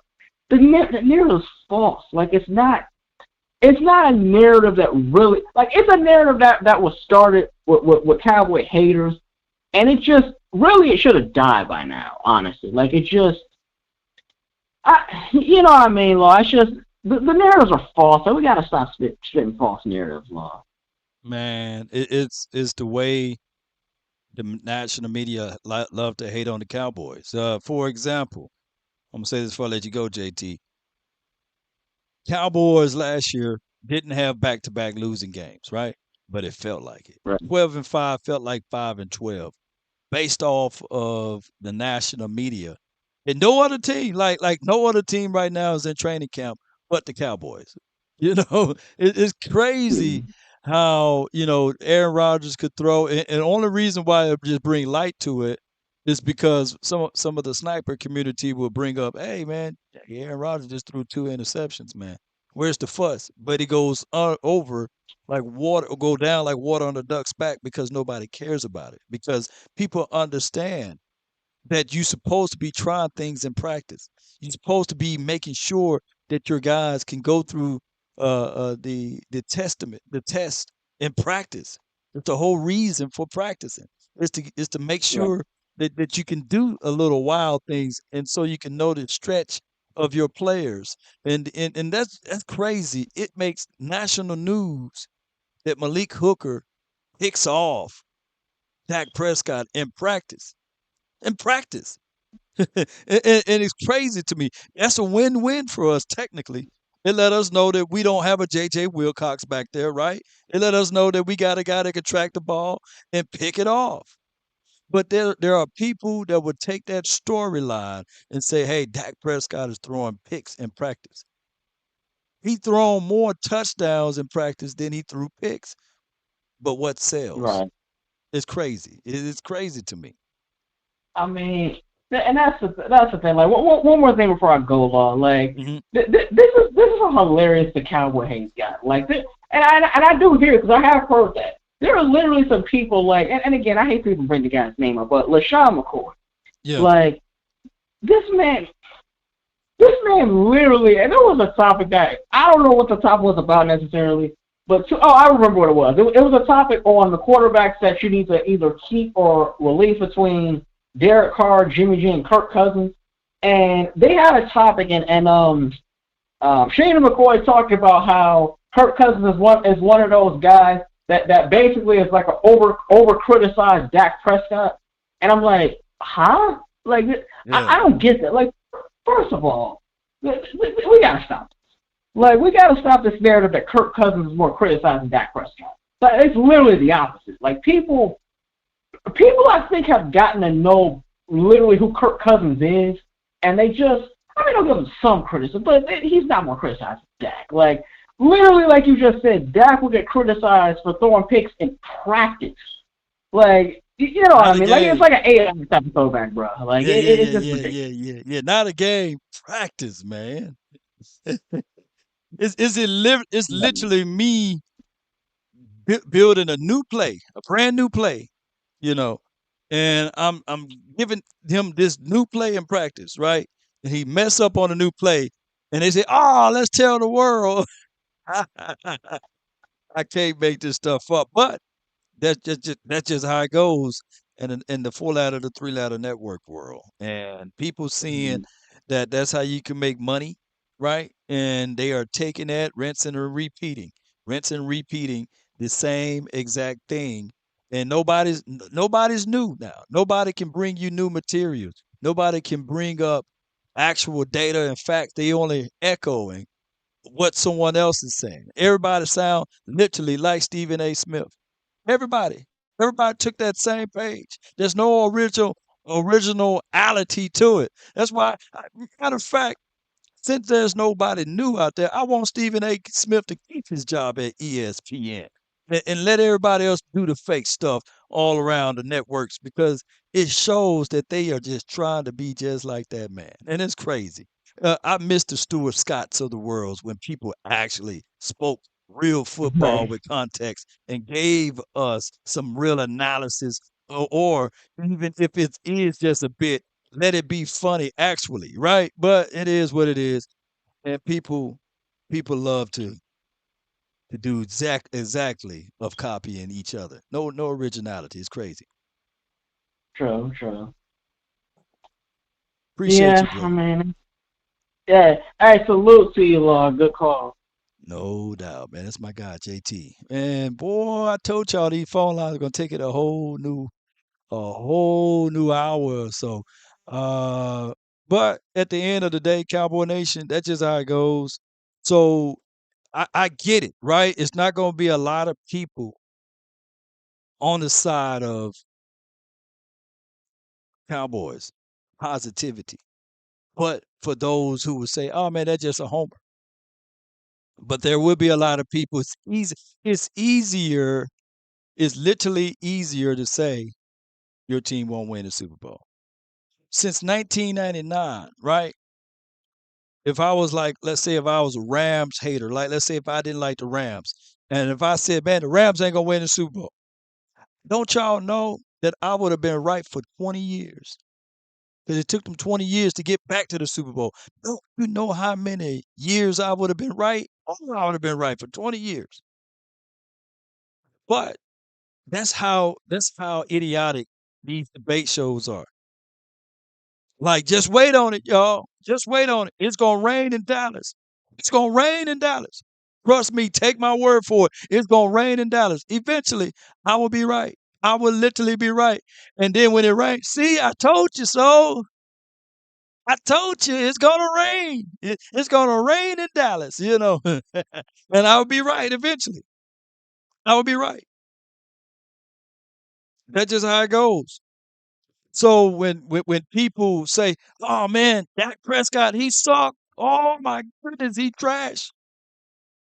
Oh, he's trash." Then when we win, they be like, "Oh, okay, all right, cool." He still threw an interception though. But then when it's all said and done, they're like, "Oh, see, I told you he was trash. I told you." And you can literally say the same thing for any quarterback in the National Football League outside of probably Pat Mahomes right now, right? You can literally say that. And every year he been in the league, he haven't won the Super Bowl every year. So you'll have some awkward stuff, but should you'll be kind of like almost right. Right now, somebody can't stand Joe Burrows and they right every year. Oh man, see, I told you he gonna wet up in that bed, baby. That's how it is. But it's magnified with the Cowboys. It is flat out magnified to a point and to a degree that everybody should be able to see this. Shame on Barstool Sports. No, those jokers over there, like dog, like there's other quarterbacks that messed up in practice. We talking about practice, right? But they get the same bland people to talk whatever they talk, and they cut it up into little old reels, and they put it out there. Nobody got no sauce over there at Barstool Sports and game day NFL game. They don't got no sauce over there. They do these little cut ups, and they do these little blah blah blah, and they put it out there. They don't got no sauce. Nobody got no sauce over there at those little phony and fake little small little network channels. And I said to them right there. But it is what it is, y'all. I appreciate y'all. Yeah, stop watching. But see, this is what they doing though. They following the 4 ladder, the 3 ladder network, and they got these little small little companies, and they replicating what Stephen A. Smith is doing. They are. They are. And then y'all buy right into it. And the Eagles fans gonna do what they do. That's just what they do anyway. You know what I'm saying? That's just what they do. So if you're a Cowboy fan, if you're a diehard Cowboy fan, you just gotta be you gotta be willing to live up to that name, die hard. There ain't gonna be none of that soft stuff. You gotta be willing to die hard. See, I'm a die hard Cowboy fan. So you ain't finna be talking to me with all of that weak stuff. I'm gonna die hard on what I believe in, right? But those die soft fans, shoot, man, I was gonna take my jersey off, man. Shoot, I can't stand them. You know what I'm saying? Shoot, we gonna die hard over here. I can't tell you. Look, I can't tell you what the Eagles fans are doing or the Eagles players are doing in their training camps. But Eagles can tell me what the Cowboys are doing in the Cowboys training camp. I don't give a dog. If Dak Prescott threw 12 interceptions, I'm saying, well, damn, we got some good DBs. And if Dak throwing 12 touchdowns and no interceptions, I'm worried because where my DBs at? Y'all know how I talk and I get down. But the Eagles will literally come over to my chat and to my community. If I put a green shirt on, I'll be the biggest Eagles content creator out here. Bet it, bank it. And there's not an Eagle content creator that's close to me if I was to do that, right? But I'm going to say this. They for dog sure. They for dog sure would jump over here. That's how they sound technically. I'm not even remixing the voice. This is exactly how they sound. My quarterback don't throw no interceptions. My quarterback is freaking the preseason games in practice. That means you don't got no dogs on your defense. They can't really put no pressure up on the offensive line to tip the ball at least. Those boys can't get balls on hands. You know what I'm saying? Hands on balls. If that's the case in the scenario, Slay still getting burned. Bradbury still getting burned. And if your quarterback is dicing them up, shoot. Well, we're gonna elevate all 40 points that we put on him, put on those Eagles last year to 50. Dak Prescott with a broken thumb put 40 points on them with a guy by the name of Noah Brown. Let that sink in. So we talking 50 there. If we gonna have a healthy Brandon Cooks, a healthy Michael Gallup, and a healthy CD Lamb, if he was able to put 40 points on the Eagles last year with a 33-year-old wide receiver who didn't even play in nobody preseason nor training camp, woke up out of the bed, stretched his nuts, and went out there and caught 3rd and 30 on the Eagles. What you think a healthy team is going to do? Come on, baby. Dude averaged 35 points a game. Last I checked, it's been 2019 since Dak Prescott lost to the Eagles. Come on, man. Shoot. That was before the pandemic. We went through a whole pandemic. I can't make this stuff up. But every now and then we will get a few Cowboy fans to buy into what ESPN is saying. The die soft Cowboy fans to keep buying into what the Fox is saying. Shoot. I can't make this stuff up.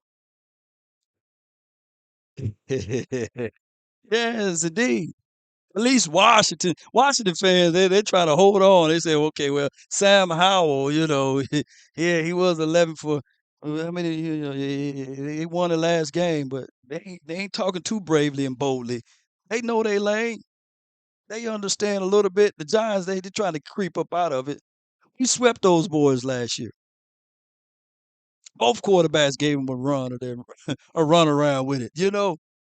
But I'm gonna get on up out of here, Cowboy Nation. But be sure. Let me see where we at. Where we at? Did we get that? Did we get that number? Hold on, y'all. Bear with me. Don't y'all run off so quickly. Don't y'all run off so quickly. Yeah, did we get that number? Yeah, let me see. Yeah, baby, we got that number, baby. Yes, indeed, baby. I know y'all like none of that goofy stuff around here. I know y'all like that goofy stuff. Yeah, we got that number, man. You know what I'm saying? It's a party time, man. That's why I went live for this long. Come on. 109, man. 109. Thank y'all for the 109 thousand subscribers. Appreciate y'all, man. Appreciate y'all. Nah, it's not defending Dak is a tough job. I defend the Cowboys because I came and gave y'all the same heat when we had Cooper Rush. Right? So when y'all say those idiotic things, when the Niners was talking about, or when people were saying, well, Brock Purdy beat the Cowboys and he owned the Cowboys, well, I said bull sugar. Y'all heard me? I said bull sugar. If that's the case, then Cooper Rush owned the Bengals. Let me know if I said that.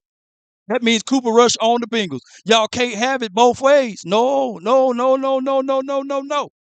So if people gonna do that, what my guy Boss Cowboy Sports say, that wee woo argument, well then Cooper Rush owned the Bengals. And he owned the LA Chargers or Rams too, for that matter.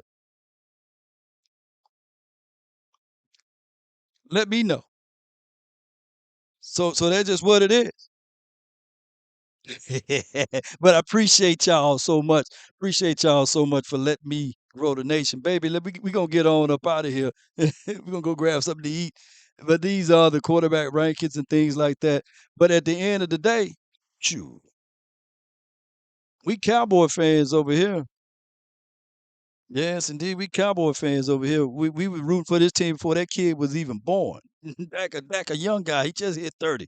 We were rooting for this team before Trayvon Diggs was born too. So at the end of the day, shoot, we we die hard Cowboy fan. We ain't no die soft because I'm gonna have the same energy when four long and gone from here. Hopefully, I will have the same energy and being able to be the same type of person in my 50s and my 60s and the 70s. Shoot, we ain't going nowhere. Come on. Yes, indeed, CD Lamb on Bradbury and all of those boys. Shoot. Let's go.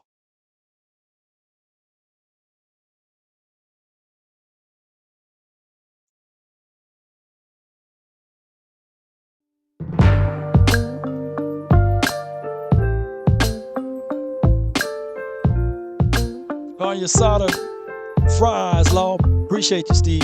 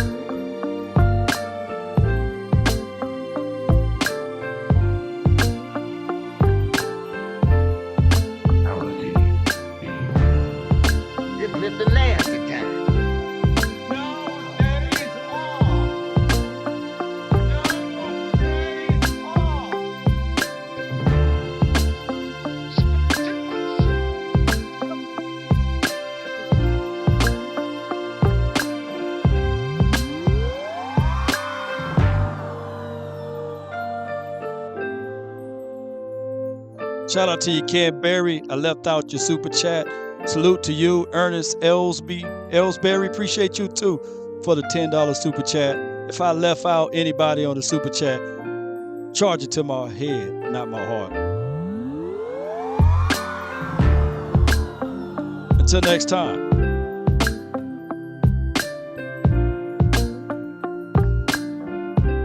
DC for life, not for short.